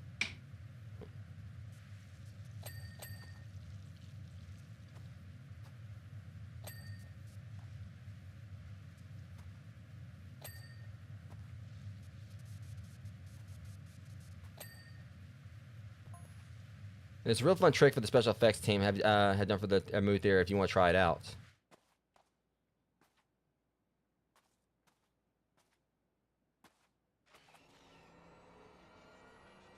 What the? Oh!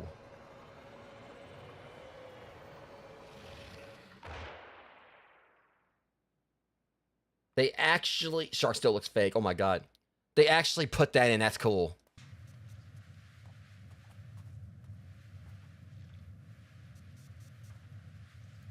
Still look derpy as hell or whatever, but, you know, I love it.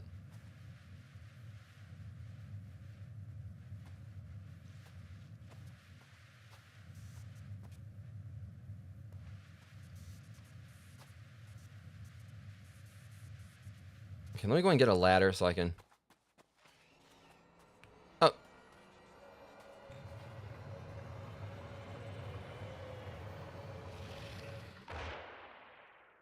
I like how you can do it multiple times, too. Like, say if you missed it the first time. Let's kind of put that there, you know, for a little future proofing.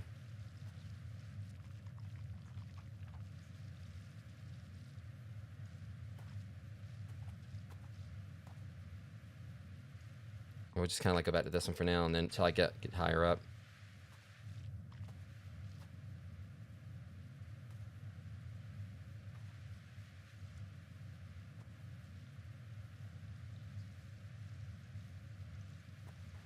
Yeah, so at least it seems like this one's not going to take too long either.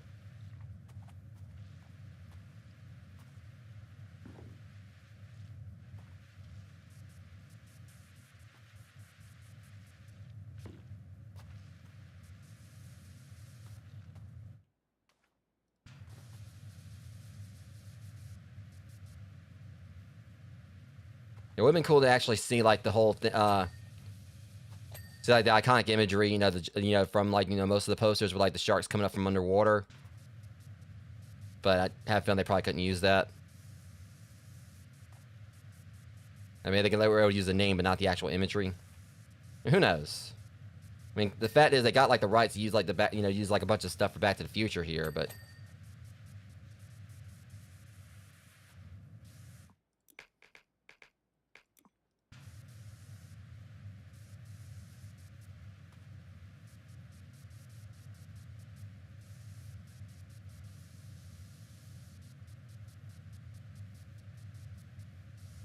I mean, they just want to kind of keep things simplistic.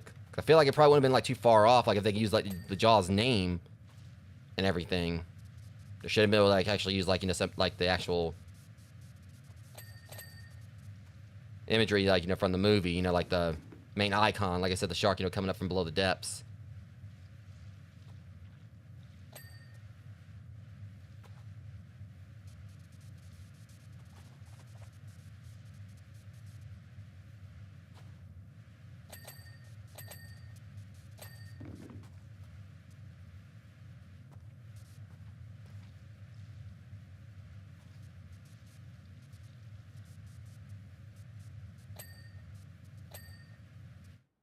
Which I still say, like, you know, to this day, that's like one of the best, like, you know, most like, you know, kind of goosebump, you know, inducing horror movie, well, box art, you know, poster, theater marquee, whatever, like marquee, or, you know, just imagery.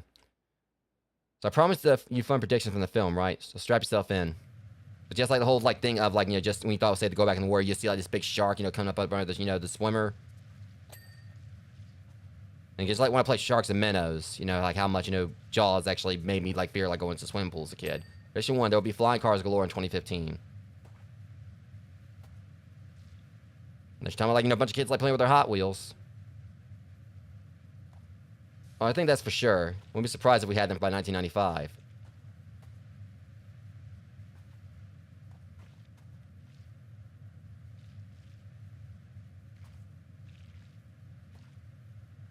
I really hope we had them by 1995. I turned 30, it would be great to have my party in space. I think so. I've been watching too much of the Jetsons.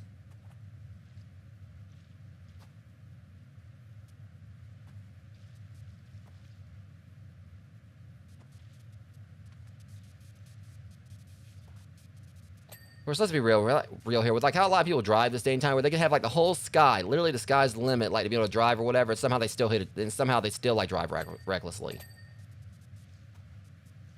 Like they'd be all the way up there in the sky, like, you know, driving. We'd be down here, like, you know, driving on the ground. Some of us may be driving on the ground still, and they'd still find a way to actually, you know, veer like in our lane.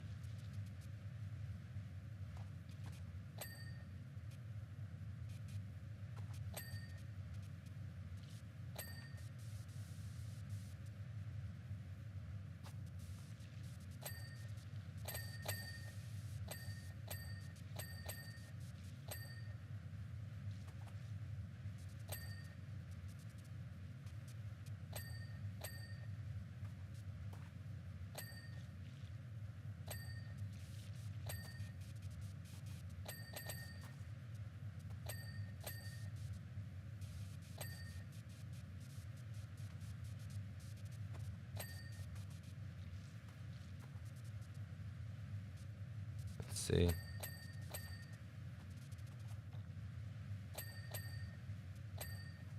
At the very least, it sounds like, you know, I'm not hearing as much thunder outside, so that's good. But it also just may, I mean, that doesn't mean, like, you know, it's not going to be storming tonight. Just going to kind of like make sure things are certain before I probably try to do Chrono Trigger. And I may, you know, because like tonight I'm running off of 6 hours of sleep. I'm trying to decide if I am going to do Chrono Trigger anyway. I just don't want to be like too swamped tomorrow. Because I mean, I'd rather go ahead and get out of the way tomorrow, tonight. Go and get over what I do, like at least have some energy. So that way, you know, tomorrow I'll just have like, you know, Doom the Dark Ages and, you know, go to the gym. Because this is my day off in the gym. That's one reason why I kind of like, you know, do like 2 streams on, you know, Wednesdays. Because I don't go to the gym on Wednesday. But I'll figure it out. I mean, I'll check, you know, the weather services, even though sometimes they've been like pretty inaccurate. But there's been like a few times, like, you know, this week or where it wasn't supposed to, like, you know, be rainy or whatever. It was supposed to storm and it didn't. Or it wasn't supposed to storm and it did.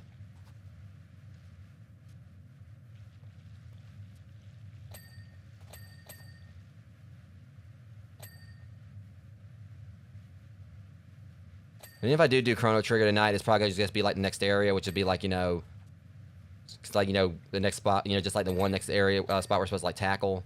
I'm still trying to make sure I get that done, as well as like, you know, finish up doing the Dark Ages. And like I said, once I get those, like I said, I want to like, you know, try to hopefully finish up Chrono Trigger before doing the Dark Ages, and that from there I won't be doing any retro streams for a short bit. Prediction 2 hoverboards, because like I said, like on Moonbeam, I want to start off on there with like, you know, as many fresh series like, you know, games I'm playing doing the first episode for as possible. Gotta say, I'm skeptical. It's a big ask, but that way I'd like, you know, I want to like finish up the Doom the Dark Ages, and then if I can finish up Chrono Trigger before that, I'll just be doing like Powerwash Simulator, whatever else on, you know, Wednesdays, and not do my next retro stream until I start streaming on Moonbeam full time. I mean, this game feels like a fad already. Wheels on a plank. Come on.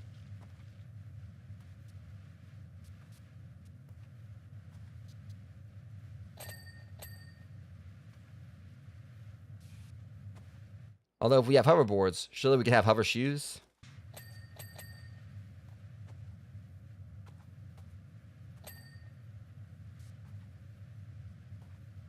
Now, if you can fly with just hover with just your shoes, why you need a board? Please, let us have some hover shoes by 2015. I'll be 50 and can host a disco on a lake or something. At the same time, if you had a hoverboard, you probably wouldn't get tired. I mean, I still feel like that you have like some kind of concept of like with hover shoes, like you could probably like, you know, walk on air, but still probably take effort just like it is like when you're running normally or walking normally. It still could actually, you know, you gotta move your legs to use them. I guess I kind of answer my own question there, but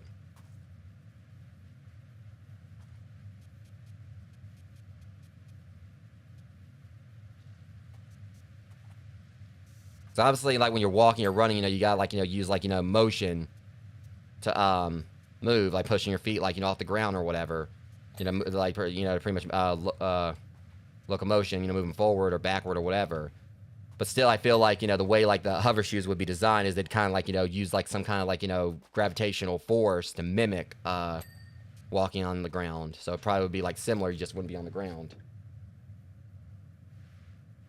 I don't know. Like I said, we're trying to argue physics here. You know, where a lot of that gets like thrown out the window. Though obviously, like I think like Back to the Future is very much about like a lot of, you know, physics at play, but things that probably, see, I'm trying to clean this and literally it's just a street.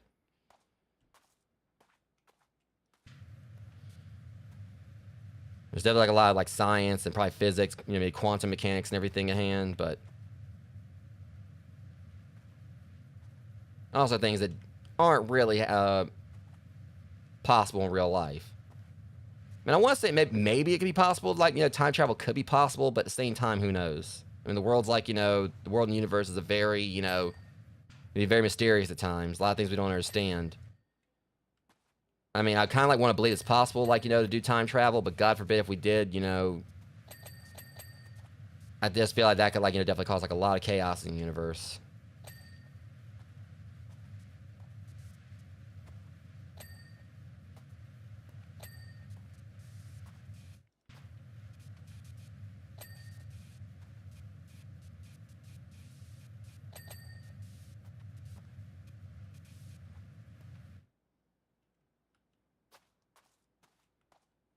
It's pretty much like, pretty much, two things like Universal created, like basically show like why you shouldn't mess with it. One, dinosaurs. Two, time.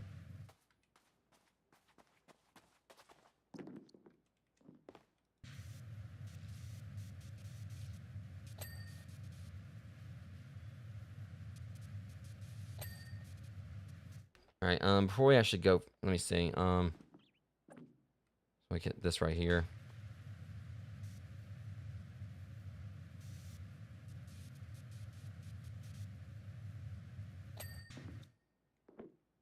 I get all that trim right there.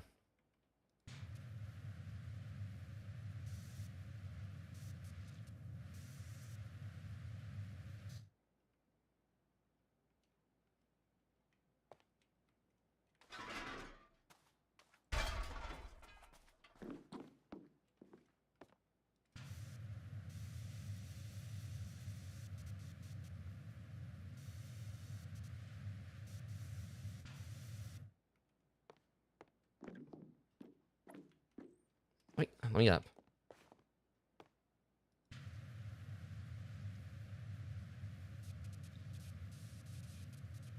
Oh shit! All right. I got to clean like each individual letter. I was going to just go on. Yeah, that's a whole nother.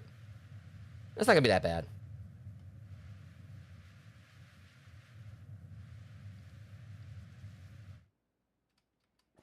If I make the jump, I know I can't. Eh. Put this closer, I can make like jump on over there too, and just go and get that out of the way. Now I can see where this is gonna take a little more time. How many more times I gotta say time during the stream?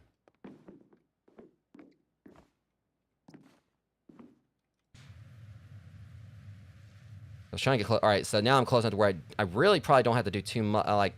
Yeah, I don't really have to jump over there, at least not yet.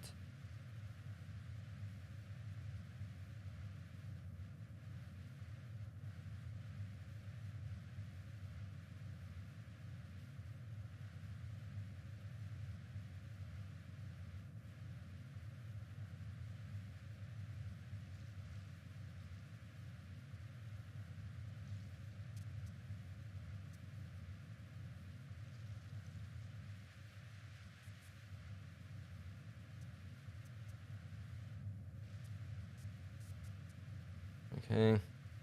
This is coming like clean like a lot quicker than I thought it was going to. Still gonna have to get behind those other letters down there probably, but.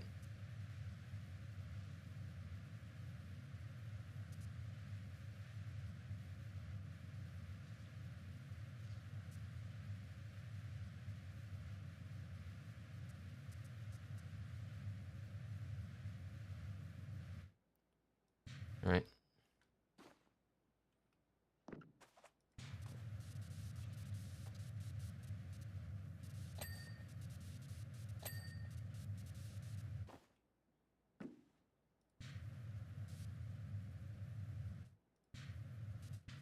Darn it. The thing right there was like, the hollow projector thing was kind of like, throwing me off there. All right, use a short extension here again. We got that letter.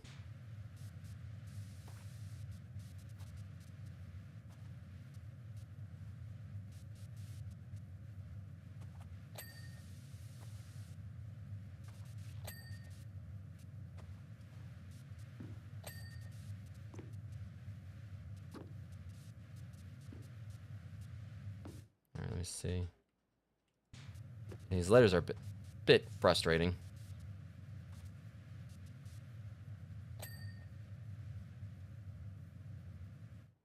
Must have missed like a lot more in the front than I thought I did. Well, that could have worked, but it didn't. See, for some reason I want to keep getting me stuck here.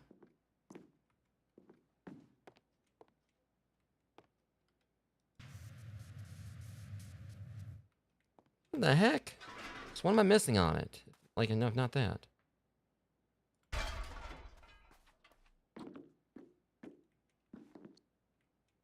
Listen here, son. I've had just about enough of your sass.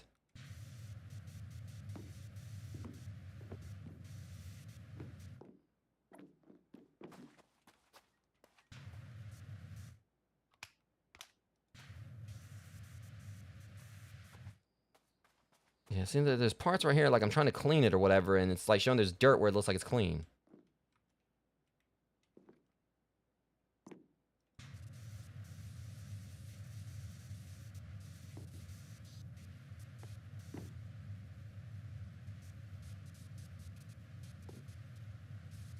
Right, down here one more time.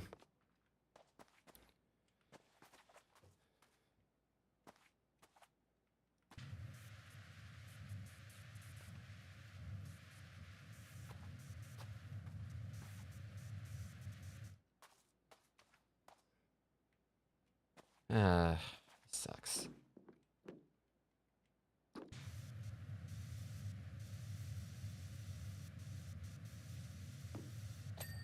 There. Alright, let's go back to these letters, see if I can get them figured out now.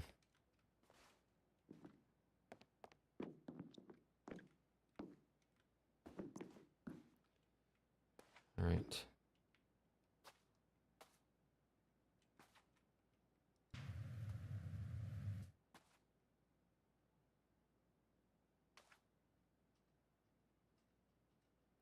Alright, it says, yeah, the letter right here. And the platform, okay, so maybe that's where I was kind of getting mixed up.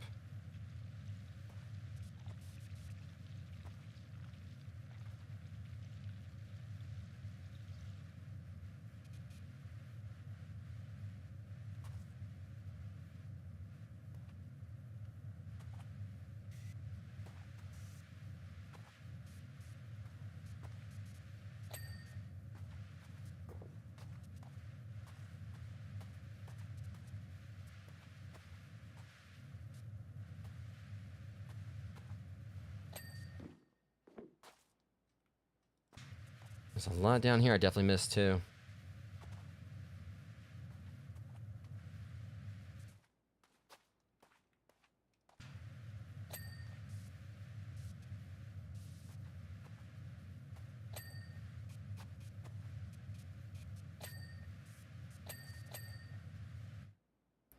Thankfully, it seems like it's just like a bunch of quick stuff here.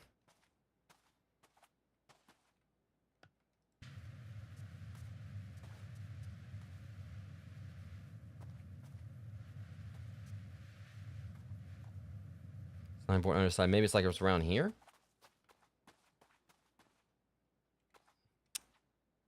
Well, that's a signboard. Well, there, got that too.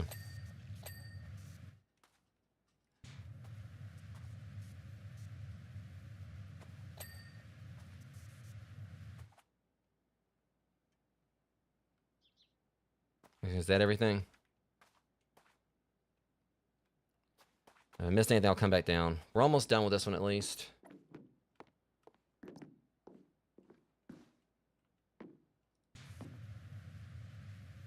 And we should have like just one more if I'm correct.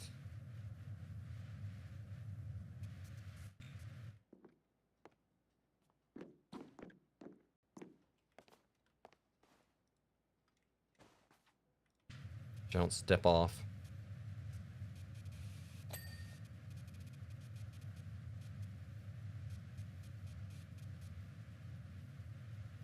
But at least they did, like, you know, do one thing here, you know, for the future spots. This obviously is like the set for like movie 2 and everything. I think it would have been pretty cool if I would have had to, like, you know, clean up, you know, something for like, you know, Biff's, like, you know, the, you know, rich Biff. Like if you could, like, you know, cleaned up like something like in his house. But I still say I can't believe they didn't actually include them in like something from the manure scenes. Like the manure truck.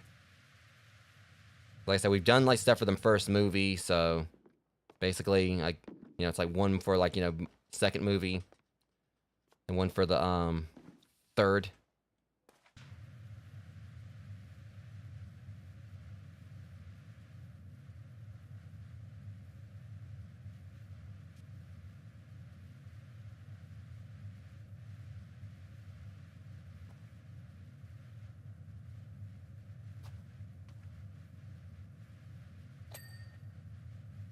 But someone took time to actually write a smiley face.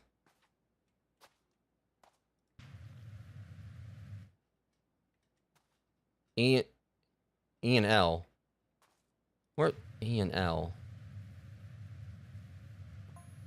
Prediction 3, Jaws 19. Oh, I gotta hear this one. We didn't even get that far.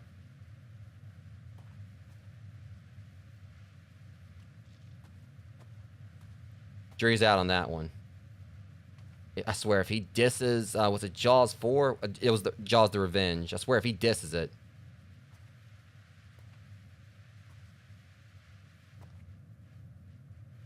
I mean, who doesn't want to watch a shark movie? There's so much story there. And of course, also, I think, like, the devs didn't want, like, write, like, DLC where they outright dissed one of, Universal's movies. When they got, like, approval, like, where they're basically doing DLC for one Universal's movies when they don't think they want to go and diss another franchise from them. Especially branch out to Hammerheads. Like, you do, like, some Back to the Future DLC just like to diss, Jaws the Revenge.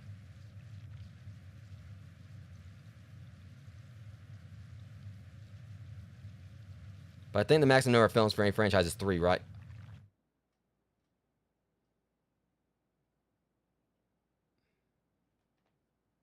Go on. I mean, after that, it's all good. They did it anyway. I can't believe they just went there. Hold up, because if I'm correct. Okay, that's great. They did it anyway.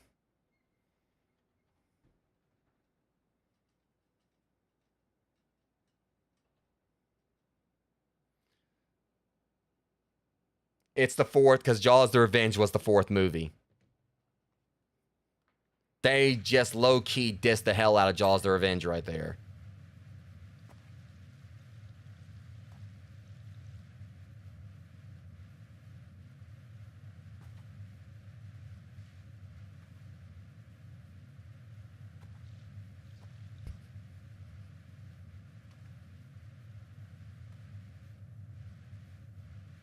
But honestly, I think I'm pretty sure like Universal has to know damn well that how bad that movie was.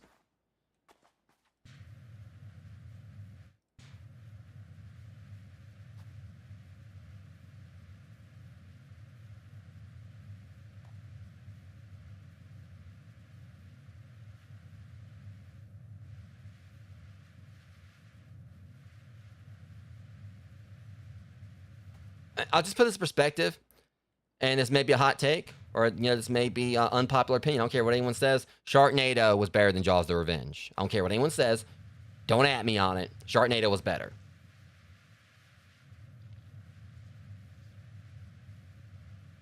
Because my take on it is that Jaws: The Revenge, I mean,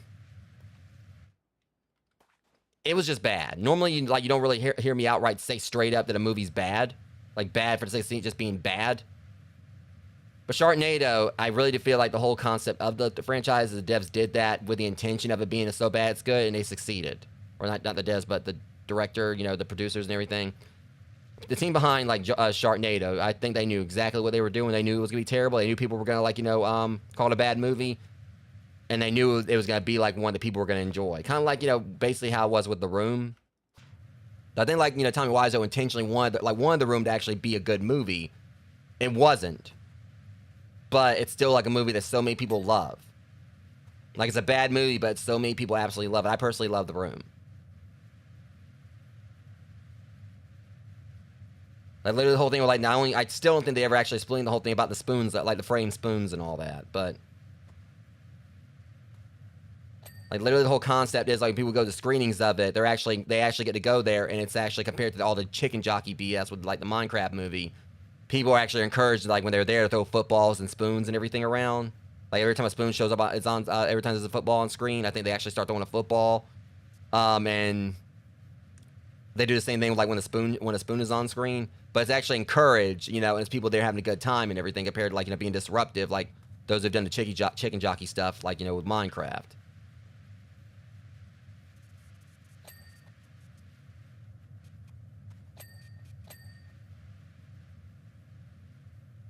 But yeah, Sharknado is definitely, I absolutely love the series.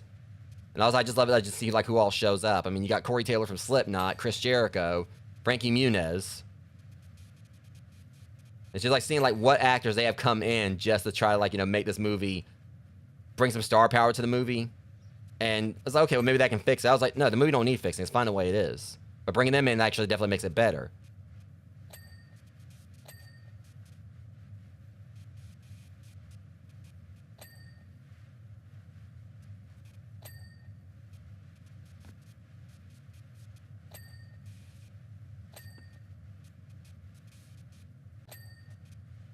So I still don't think I've actually finished all of them. I think I only watched like bits of the last movie. I still need to go back through and watch it. Watch that. But yeah, I love the Sharknado series. There was like a Sharknado pop figure I was wanting, but I think it's like it's well up there in price now. Like I totally would have had over there on my horror shelf back there, but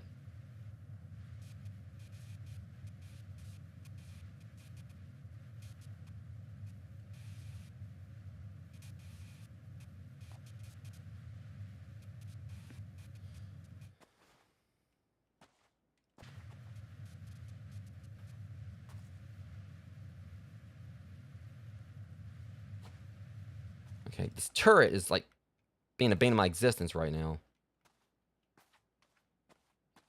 There it is.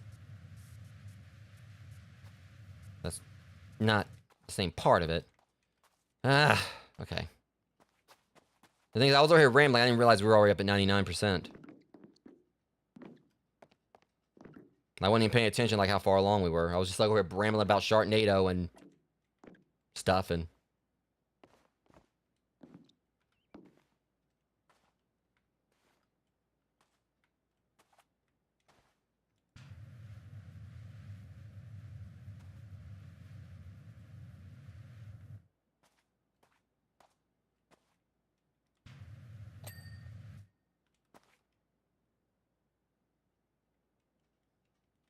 But here it is. Or I was hoping it was, but...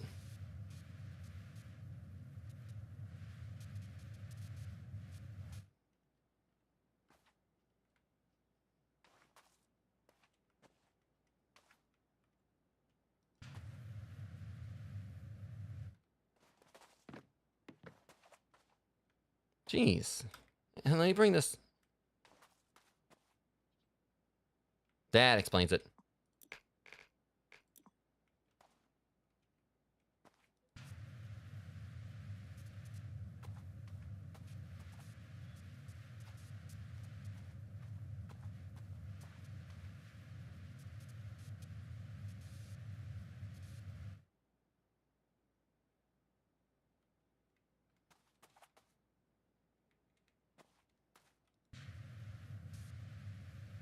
I hate this. I really do hate this. This thing sucks.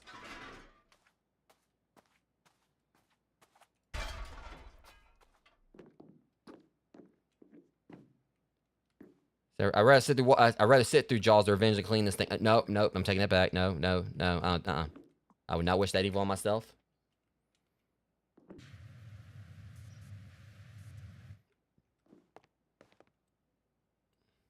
Still gotta get those hollow projectors too, but I'll be happy just to get this thing clean because this makes no sense. I mean, you really think anyone's gonna notice, like, you know, a little speck of dirt or whatever on this?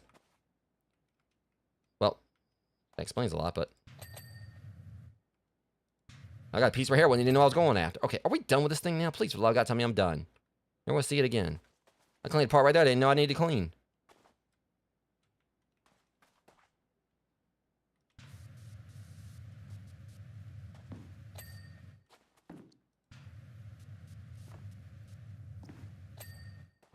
Okay, so what else do we need to clean up here?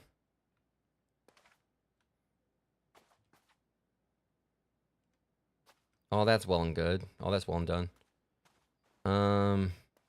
It's probably more stuff down here.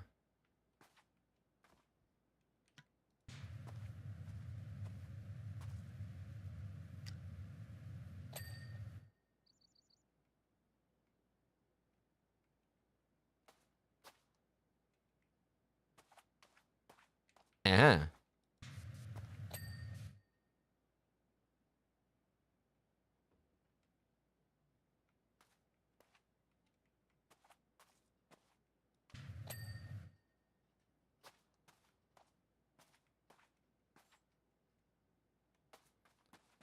All right, so what else is left? All the way up there. Not gonna quite reach. Should be able to do it just with a short.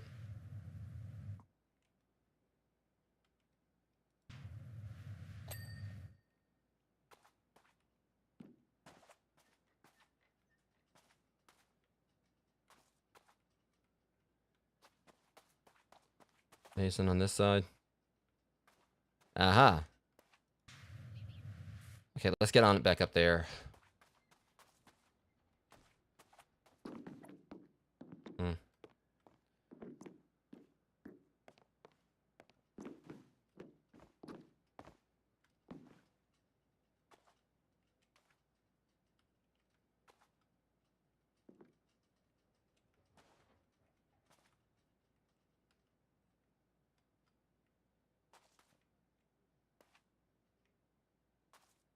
Oh, it's up there. Okay. Yeah, one more spot up. Okay. With any luck, we'll get our list soon, and then we'll be on to the last part of the DLC, which I believe is supposed to be the last. Okay.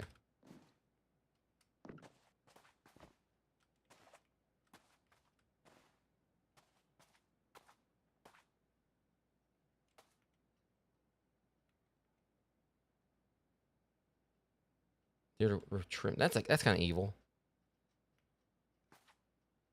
Maybe if I'm lucky.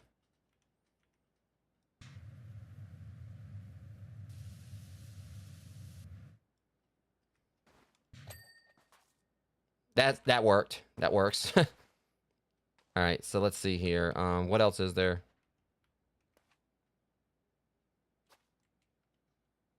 We're doing trick shots and stuff.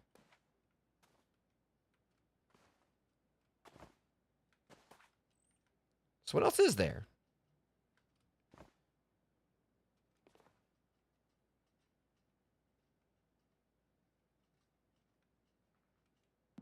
The curb's clean.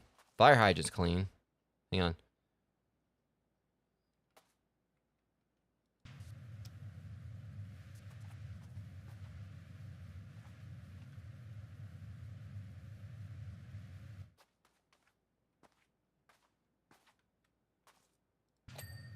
All right, here we go. Arches, entry pilasters, and lower feature walls.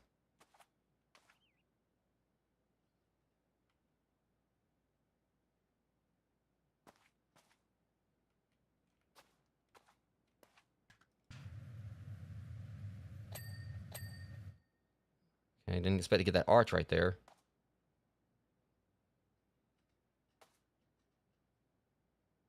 There's another one.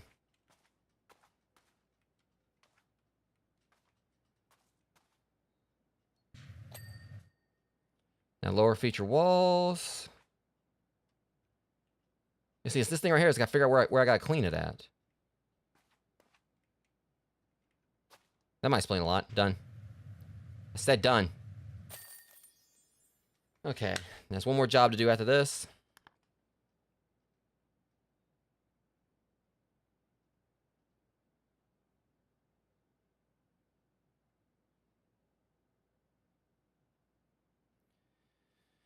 Seen the movie theater and it's practically sparkling. Looks like great. Looks just great. You guys right back on schedule. I can't wait to see Marty's face once we're all set up and this shark flies out at him. I can't tell you exactly what's next, but keep your pager handy. We're probably going to need you again very soon. Thanks a lot. All right, guys, before we do the last one, got one more BRB to do, and then we're going to wrap this up tonight. So just give me a few and I'll be right back.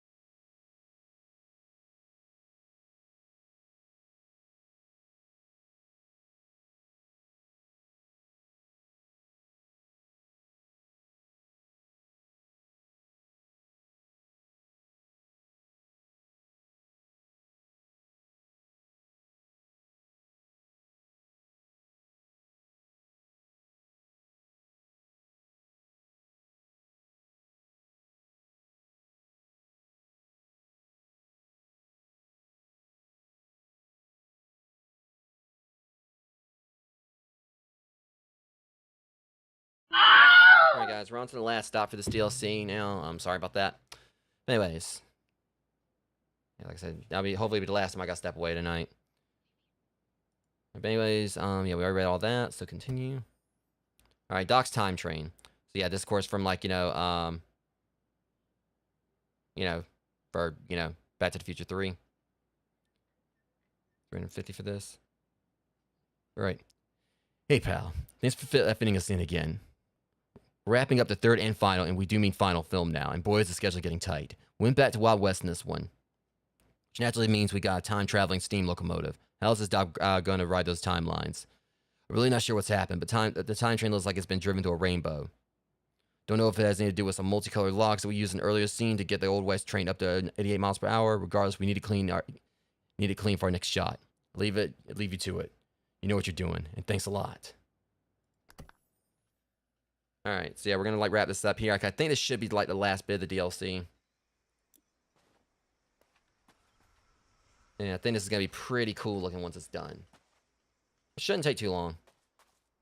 So I will say, unfortunately, I haven't like finished. I've seen the third movie before, but I've got like probably about like 40 minutes or so because I was watching it today, but I kind of like got a little bit pressed for time. Again, we're using the word time. So I kind of like. It's been ages since I watched the third movie, and I think I got caught up on the other two.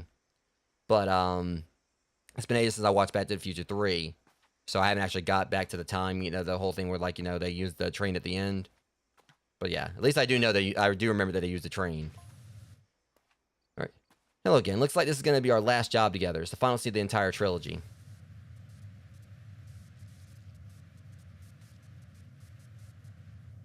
That was short.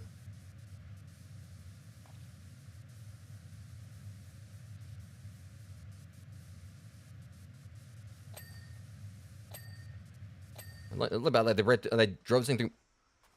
Don't even want to know what that is.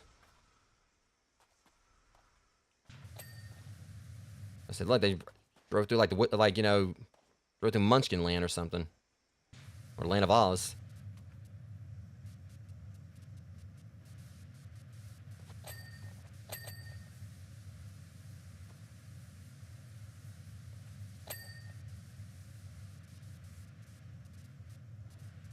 I feel like we can just like clean this side and then clean the top. This isn't the first train I've cleaned in this game though.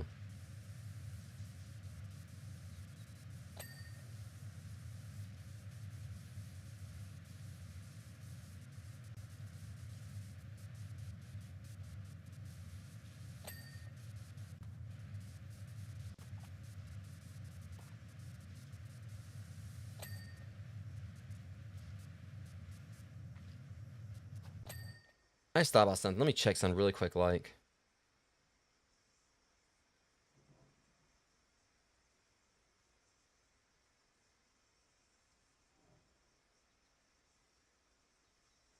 Okay, yeah, so it's not Clara. Yeah, I was like, wait a minute, I was just, for some reason I had like a bit of a brain fart about like his love interest in the third movie, but it was Clara. I was like, okay, that's like Emmett.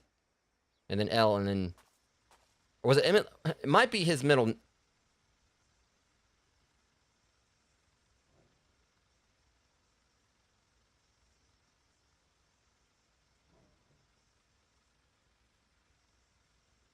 Emmett Lothrop Brown. I know we saw like the E and L on that heart like in the previous thing.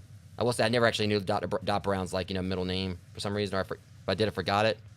I was thinking it was like Lewis or something.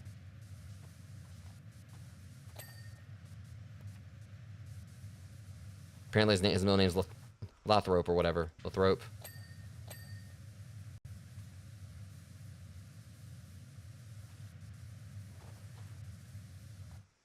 I'm gonna clean the top anyway, so.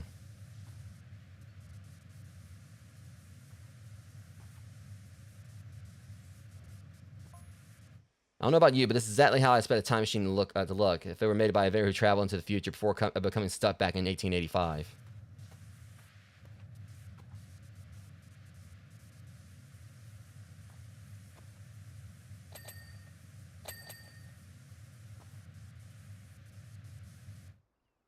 I'm sorry, I think that might have been a spoiler. Yeah, I'll ban you from my chat. You don't know me.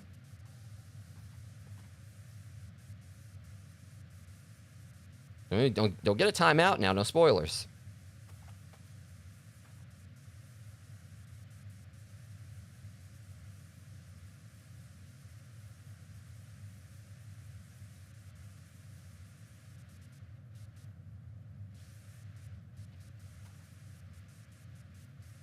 You don't come to my chat breaking rules. What's wrong with you? Anyways.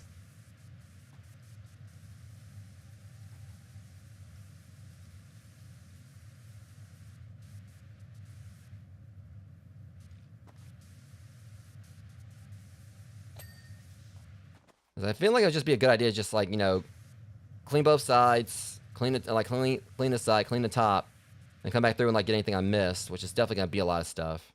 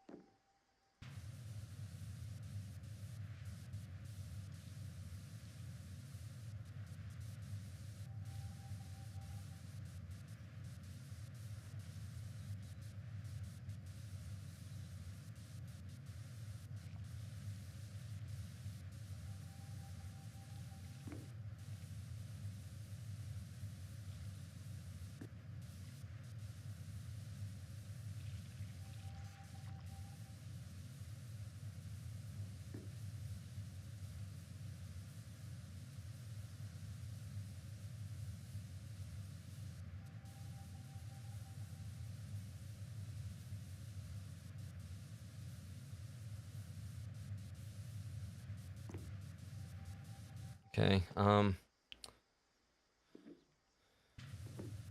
far so good.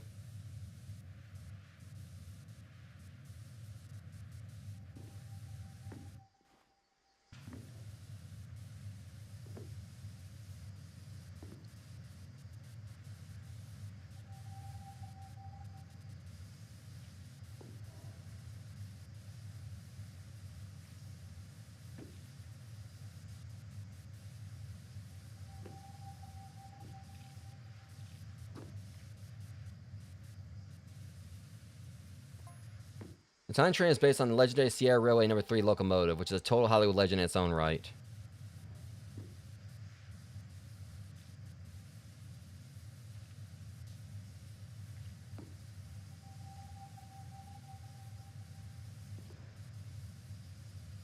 Like the career of any true movie star, it's been derailed, marked for scrap metal, has always come back stronger.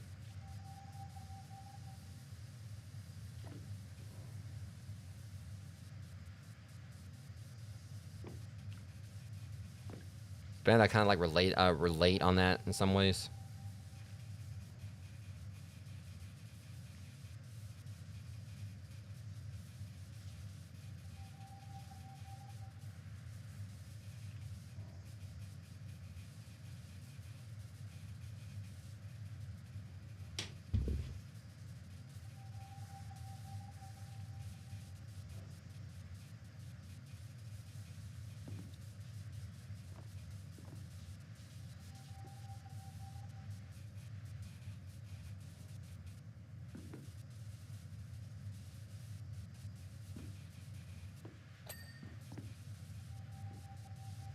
Yeah, the issue I think there's gonna be with this one's gonna take a little bit of time is because it's moving along quickly, but I'm having feeling there's gonna be like a lot of little small parts I'm gonna have to like, you know, hit.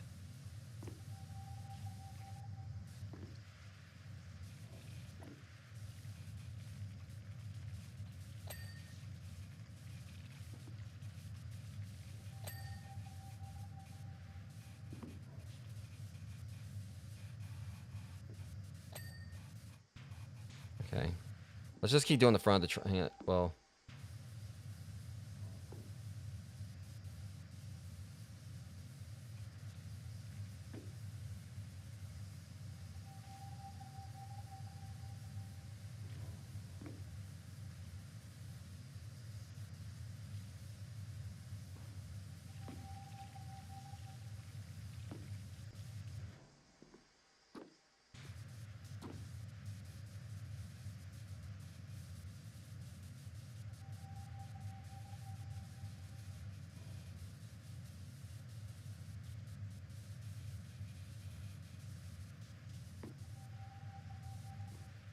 I'm pretty much just gonna like just keep trying to take it as see it's dirty. I'm gonna try to clean it. Still, I mean we're halfway done at least.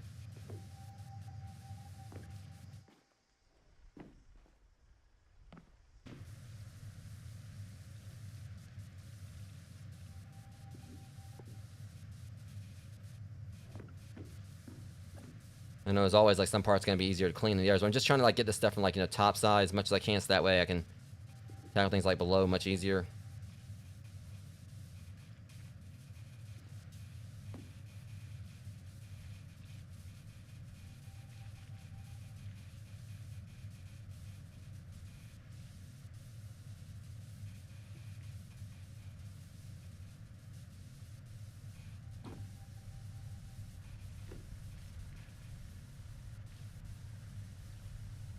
Right.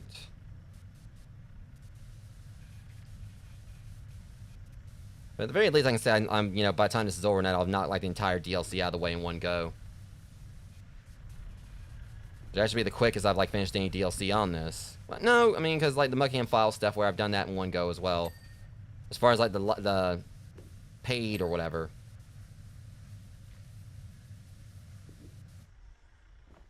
And also the Tomb Raider DLC, I think that took me about 5 hours, but also I didn't have like the best washers then, I don't think, if I'm right. Can't remember if I had like my Vista Pro then or not.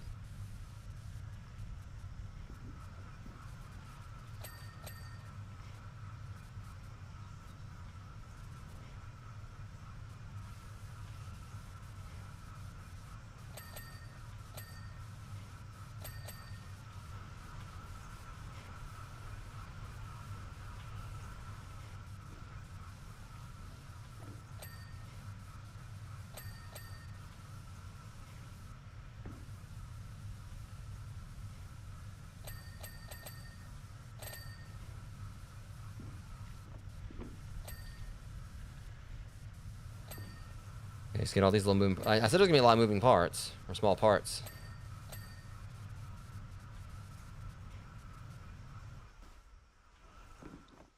See, I can climb it there.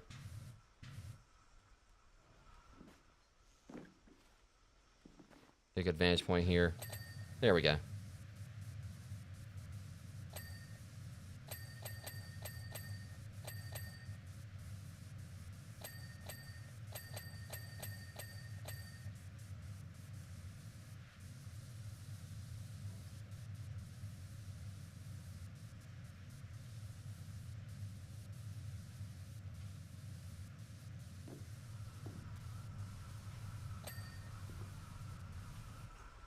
Yeah, explains like what these then like ding up that quickly where because I didn't clean like the side of the train yet.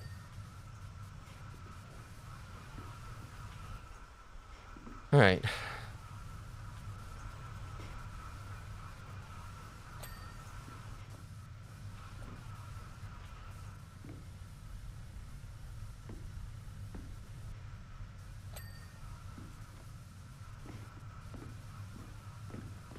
Okay, let me go and go clean the other side of the train, then I'll go from there. Get like a lot of the bigger stuff out of the way again.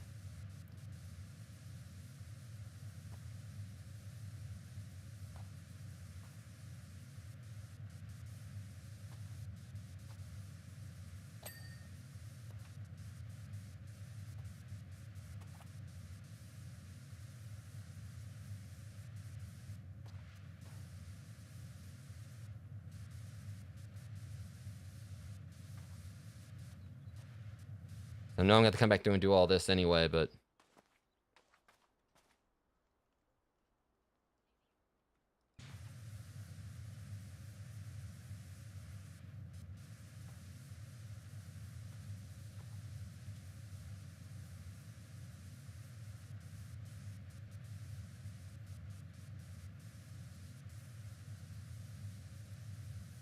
alright.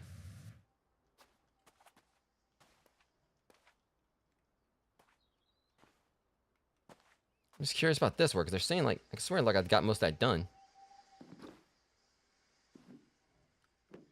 Oh there, yeah, okay.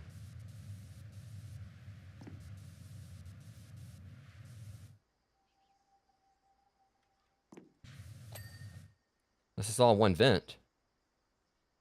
That explain things. If I have to clean the... Alright, yeah, if it's all just one vent, that would make more sense. One... Hold on a sec. I think it actually might be all be one piece. That might explain why it's not coming, like, yeah.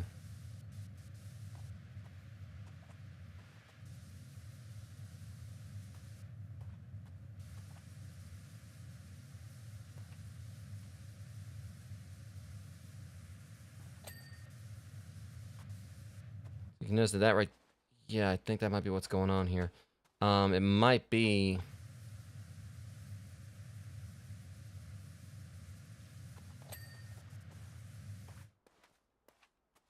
This is all like one platform here, or one piece, so once I get this done, I'm just trying to test it before we continue.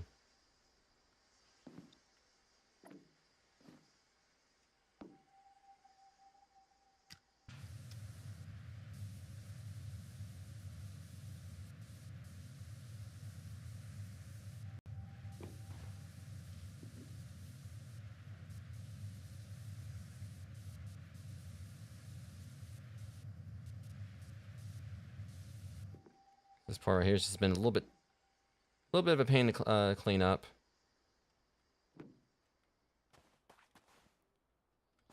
And that's why these parts right here. Let me go ahead and get the ladder and pull it around.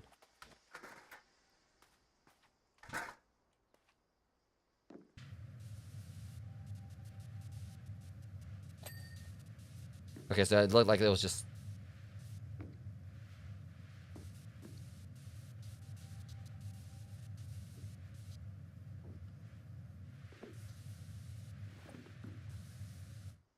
I hate this thing.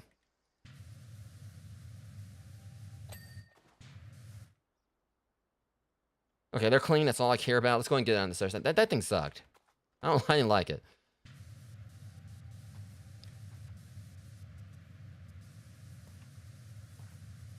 Also, since, like, that's the thing, like, you know, we're gonna get, like, some of this knocked out of the way probably anyway, because, like, it's both sides of it.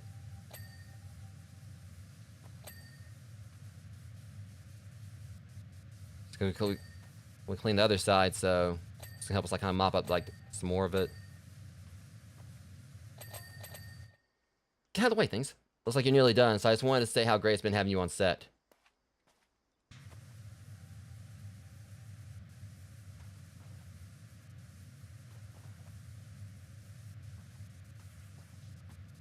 Really, I have no idea how you store all that water in that backpack of yours.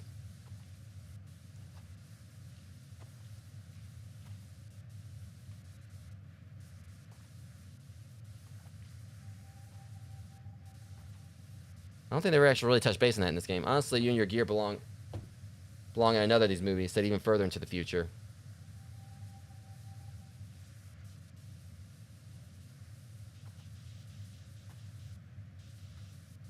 And let's not forget, like, you know, Doc did, like, for Back to the Future 2, you made it where, like, the time machine where the DeLorean didn't use plutonium and just used, like, you know, garbage or whatever, you know, to fuel it.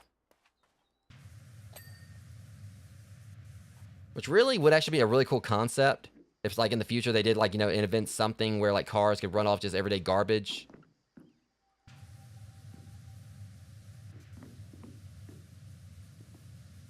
And the concept that would be, like, pretty much, you know, it would be like recycling.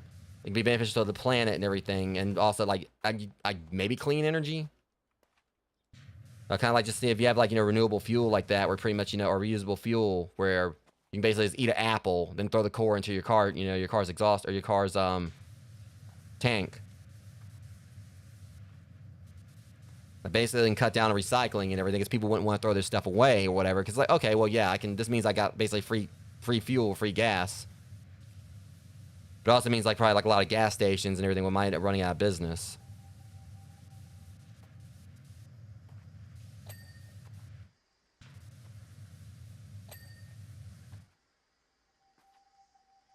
I've always just thought, like, the whole concept of him, like, you know, making a engine that ran, like, purely... Well, I mean, I think more than anything, I think it fueled, like, the time travel mechanics.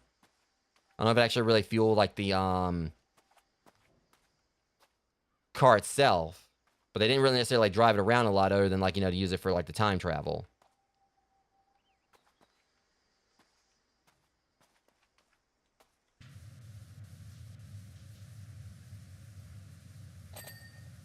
If it was possible to have like a, you know, fuel source like that, where just you can take everyday objects and just throw into your car and like in. But realistically, it'll probably like for something like that to happen, you have to take like it would take like a lot of, you know, Apple cores, we'll say.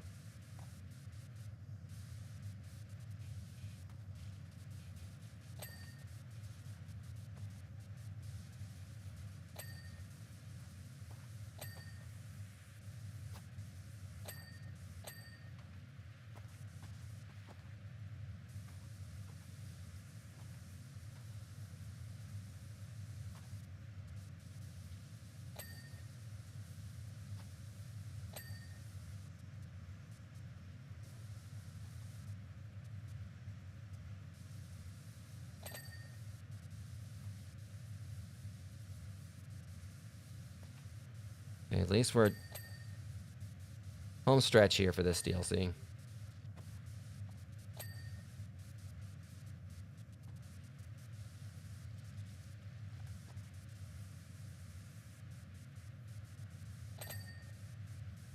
And everything goes well, like next week, I'll probably go and start on Wallace and Gromit.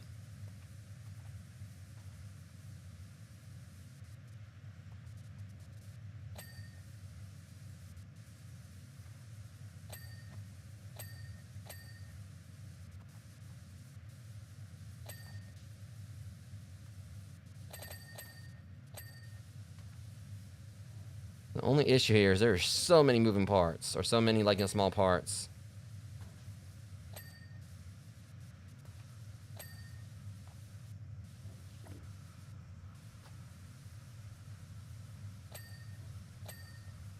Then they don't seem like I really gotta get them like insanely clean to be able to like, you know, mark them off. Because that wheel right there had like a lot of dirt still on it, and they let it, you know, went on and let it pass.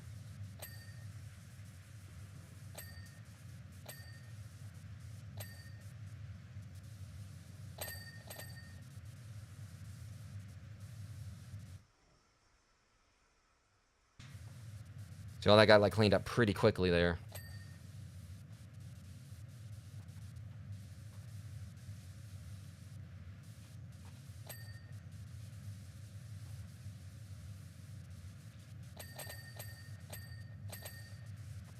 There's a flux capacitor, of course.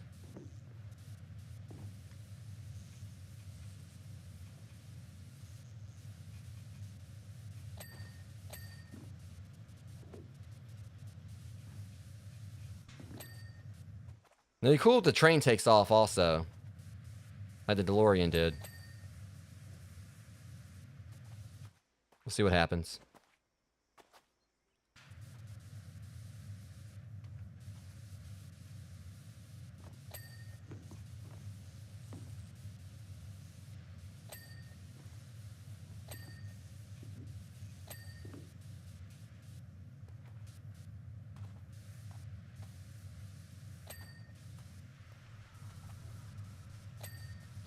We'll say, like, do the whole thing with the DeLorean, since it was pretty much, you know, there was like parts of it were integral to the Ready Player One stuff. It does kind of have me wanting to watch the movie a little bit, watch the movie again. We'll say, like, Ready Player One definitely like was nowhere near like, you know, like what the book was in my view, but I still love the movie.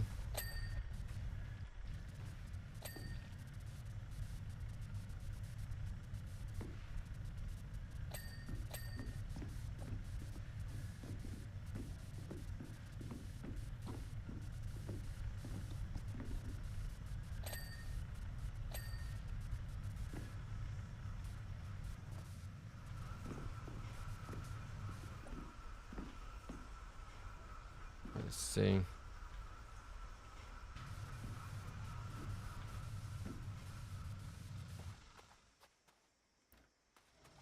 Any little details right there with the like the magnets.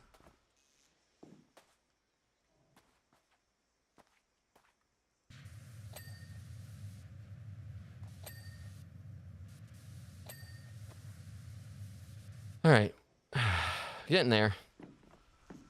Just hopefully not too much longer.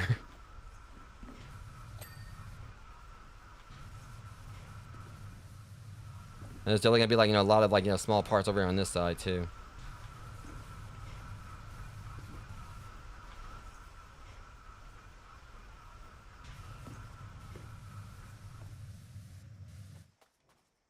to get like a better angle here.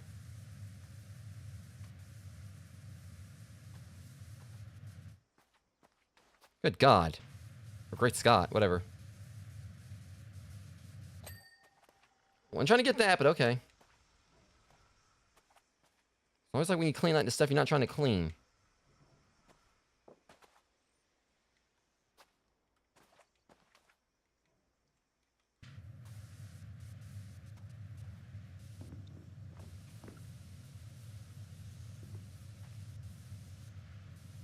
Probably gonna be the back of it. There, yeah.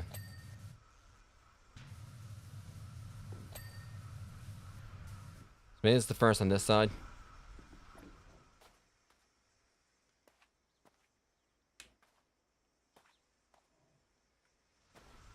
Darn it. Okay, the furnace is giving me problems now.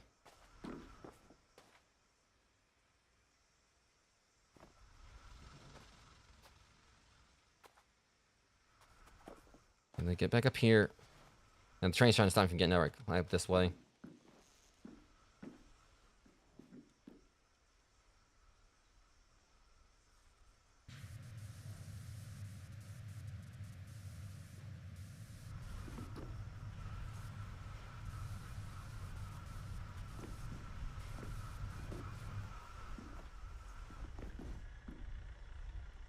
There it is. Ah, that was frustrating.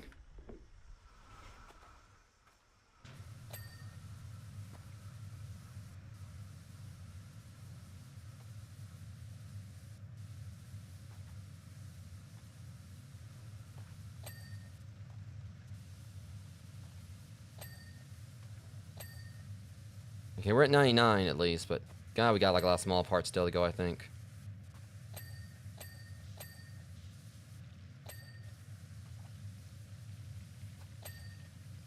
I think they've been pretty easy to hit.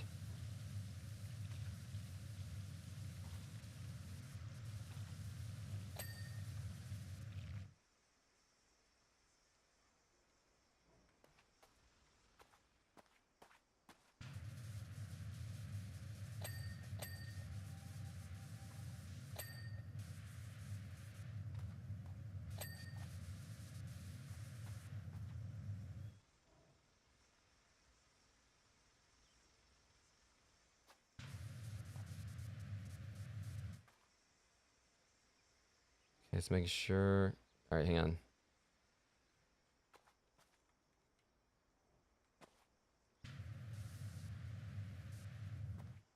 This reactor cap platform.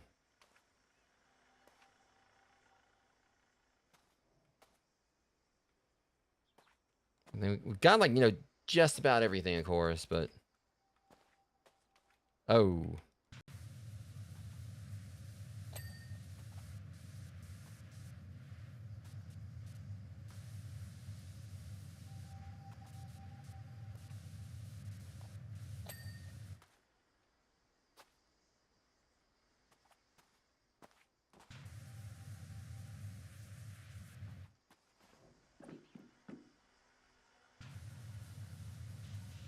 Cap buffer. Oh, yeah, that one.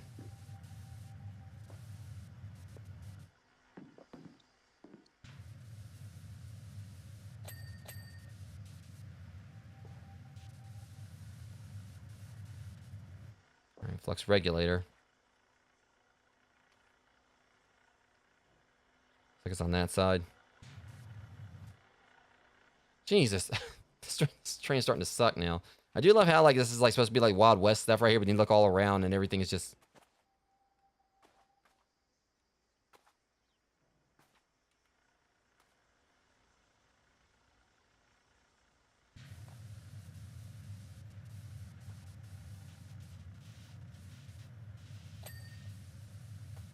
Yeah, everything for that. Hold up. Something else right there that was missing. Or that I need clean. No, I saw it. What in the... I know I saw something that needs to be cleaned. Alright, let me get back on top. At least see if I can, like, clean up enough else to get the checklist.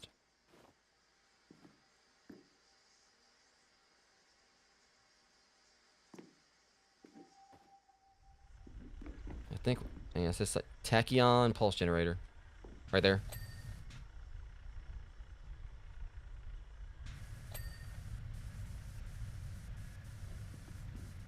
Bellows still need to be cleaned.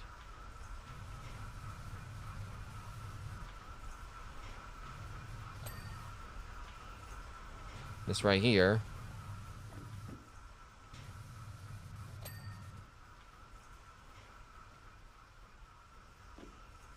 Right, steam chest pipe.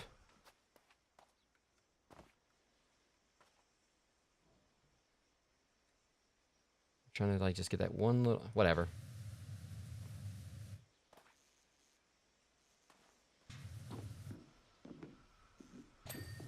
No box base. God, there's so many like little small parts of this thing.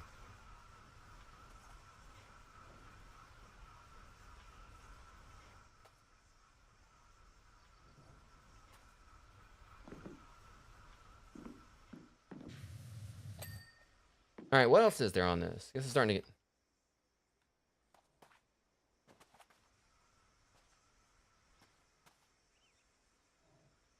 All right, run board.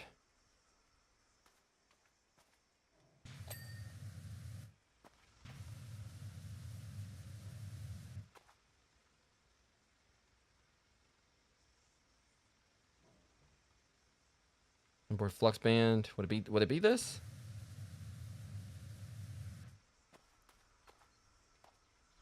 Because give me the same way they did last time with like describing a whole bunch of stuff. I don't know what it is. I mean, I just should say, okay, if it's a flux band, it should be something that doesn't like it should be on a train.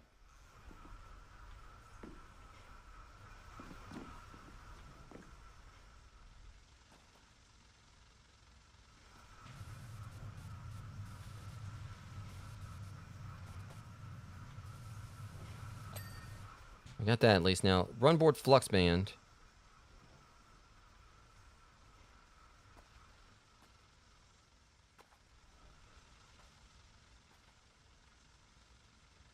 So that's the run board, I think. And the flux band would be this thing. I'm guessing. I don't know. All I know is I gotta clean it.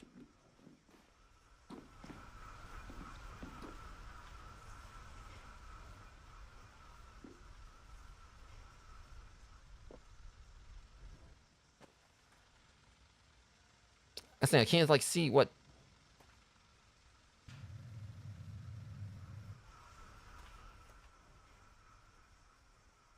Ah, this sucks. Keep on thinking it's like this right here. Hang on a second.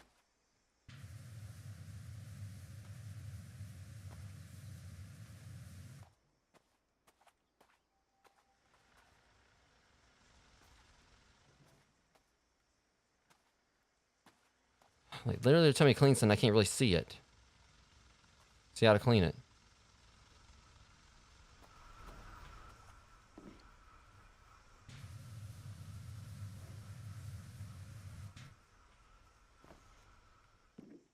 It's the most ass backwards thing because I know I clean like some flux boardy over here, but.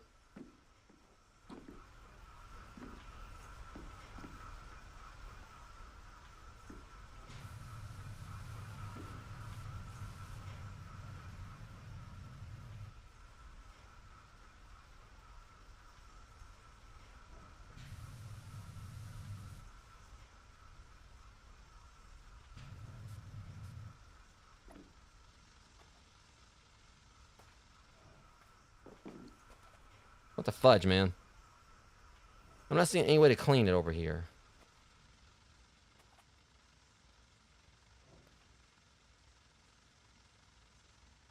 Okay. Oh no, they're saying like run board flux man. See, there's one over. See, there's one over here that I cleaned.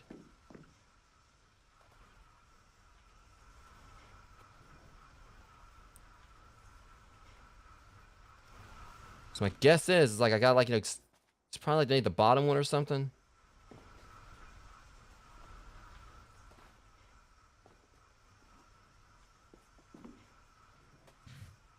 Let me get a step ladder and I'll come back.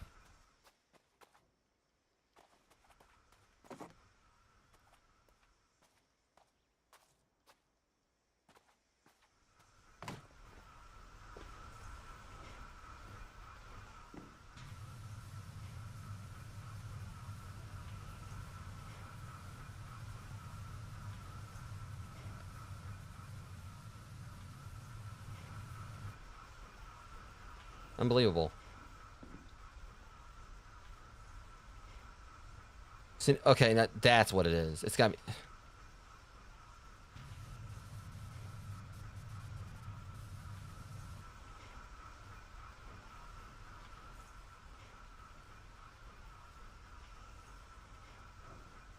That's evil. Purely evil.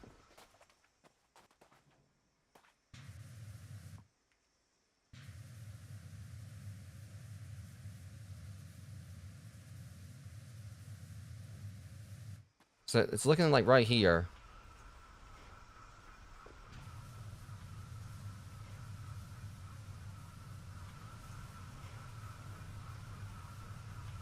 It's not letting me get it.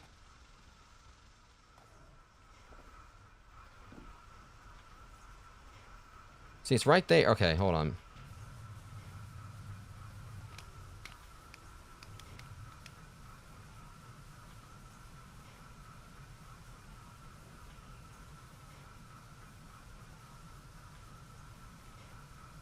You see, yeah, that right there is a little bit frustrating. I kind of wish they could have definitely done that a little bit better. That right there was a pain.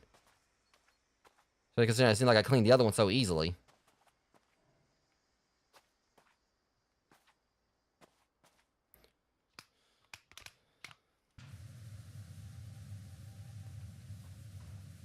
Yeah, I'm hearing like the thunder coming back, guys. So maybe definitely likely I won't be able to do Chrono Trigger until tomorrow, just to be on the safe side.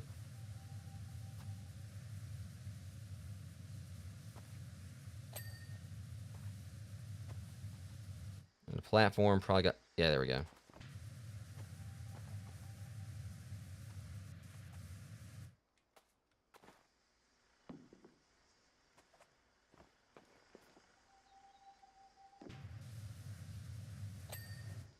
All right, there's that. Now, what else do we got to do? I'm just gonna go ahead and like just kind of expedite things, like steam chest pipes. We got another one of these. At least I know what it is. That's the smoke box.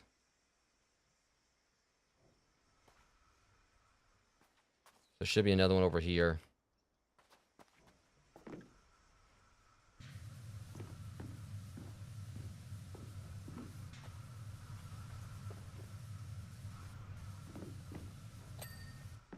All right, what else we got? Temporal field amplifiers. Oh, here we go again with this. Temporal field amplifiers. Okay, so.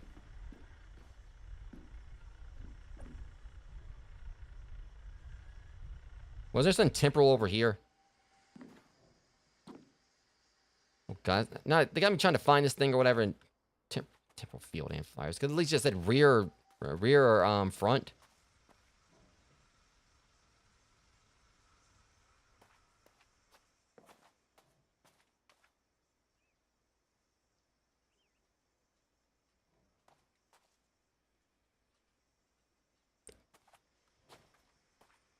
It's also in temporal. All right. Temporal system.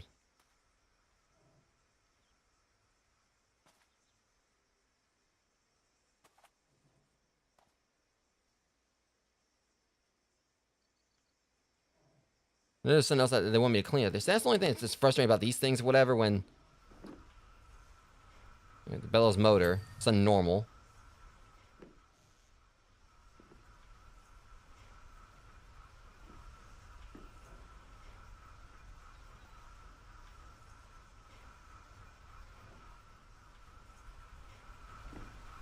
Notice, I don't know that thing.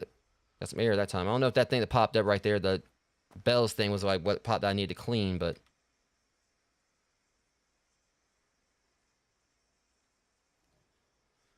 So I always dread, like, when we get to the end right here or whatever, and other stuff gets hard to find. Temporal field amplifier.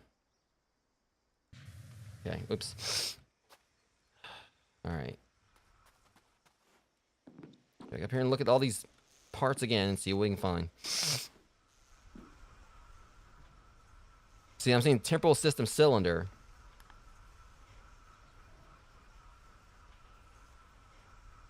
Feels like it'd be sitting up here at the front.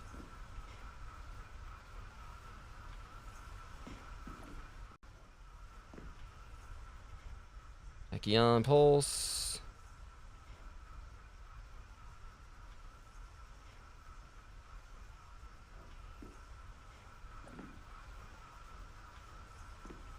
It says temporal system, so you figure like it'll be down here.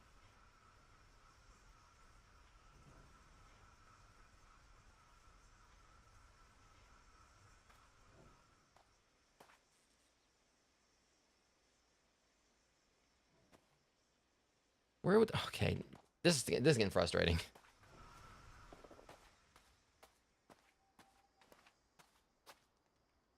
Could it be sent under the train?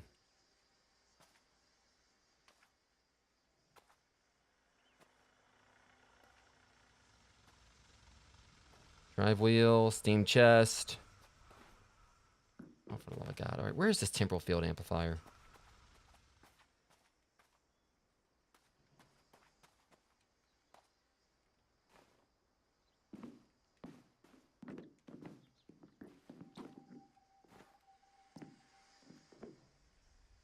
It's the comedy of, like, you know, seeing all these regular train parts while I'm trying to find, like, something very outlandish. Of course, the ladders want to give me a hard time just getting back up top.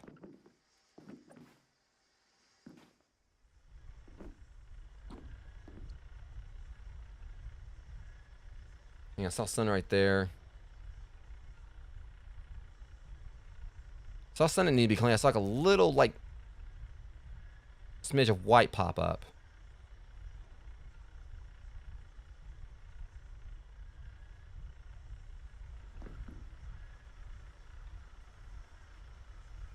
And I see.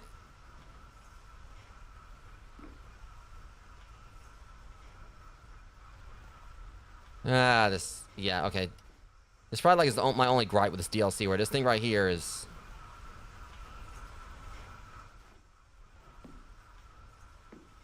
You put like so many moving parts on a thing or whatever, and then like, you know, you got one particular thing you gotta find.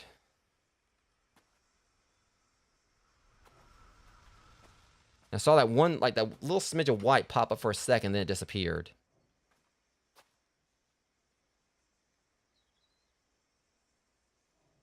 Come on now, where are you?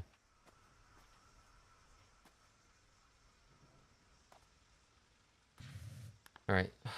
Alright, so let's see here. Reactor car time loop knives. At least I can go over here and do this real quick. The time loop knives.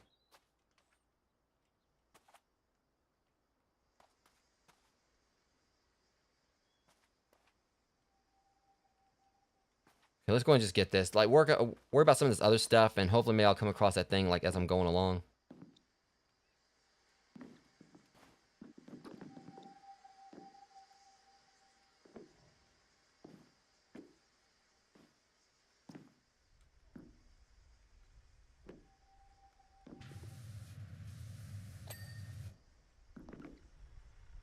There's like one more, right?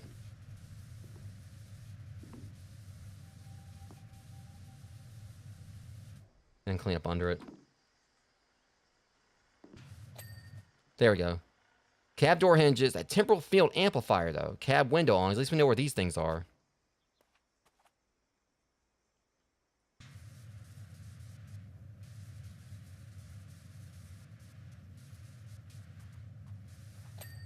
Alright, that's awning. Cab door hinges.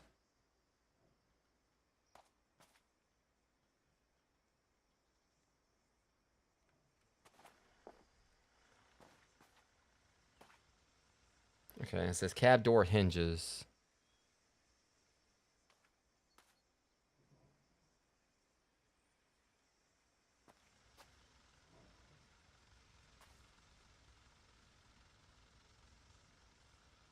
Probably not even see no hinges on this thing.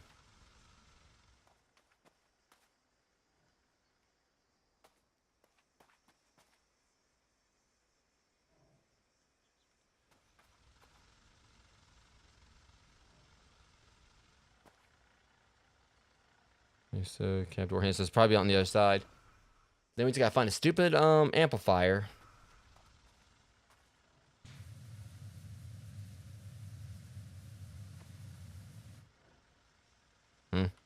Oh, there it is.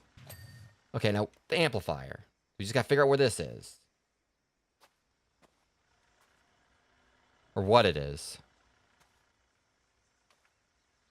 See, because that's the thing. It says right here, there's nowhere else where it says temporal system or whatever, temporal. So, I feel like it's got to be something over here. Like I said, I did see, like, it seemed like it's a little thing I need to clean up earlier. Like a little, like, smidge of white popped up.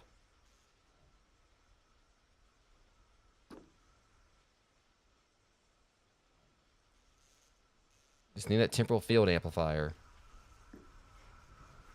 Smoke box. I still say it's going to be something around here.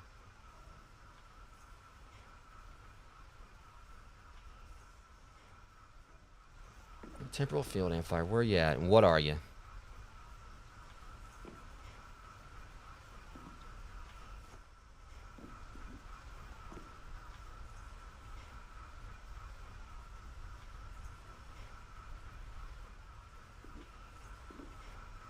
Right, bellows. Temporal system cylinder. Again.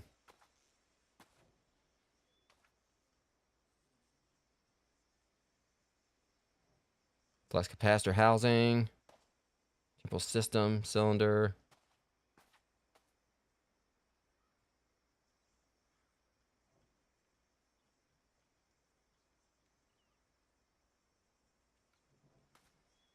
This temporal system mount. Engine piston.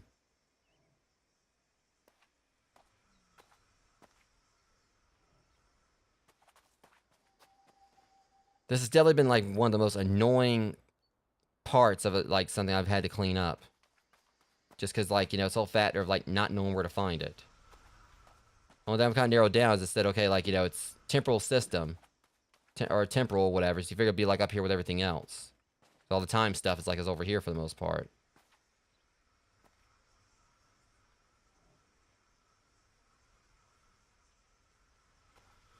Okay.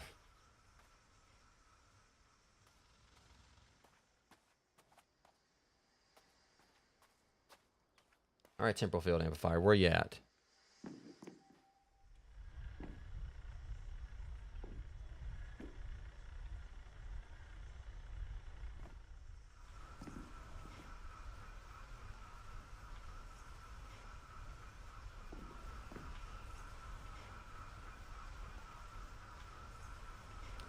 This is... oh my god. Alright, steam dome. Sand dome.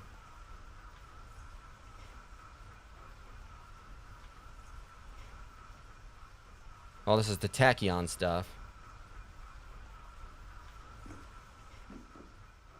Flux capacitor housing. Wait a minute. That's just the housing for it. Particle collider.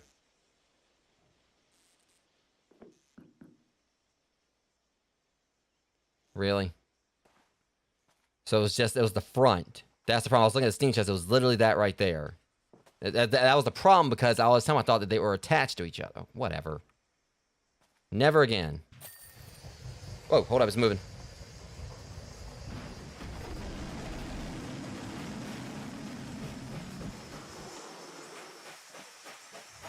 Oh, okay, that... so cool.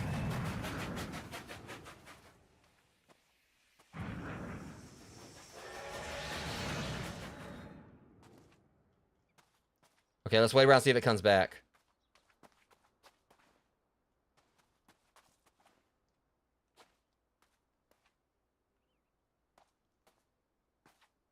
I just want to see if it comes back like the other one did.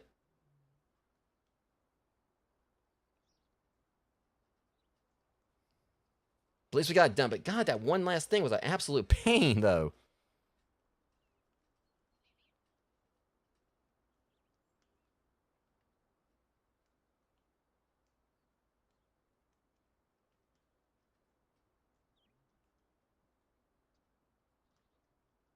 This one might not come back, because it made sense for, like, the DeLorean to come back, because that's basically what it did in the movie, because when they were testing it. So I don't think the train's going to come back. Alright. Either way, we got it done, Rogues, and we finished the DLC. God, that last part, like, was a little bit irritating.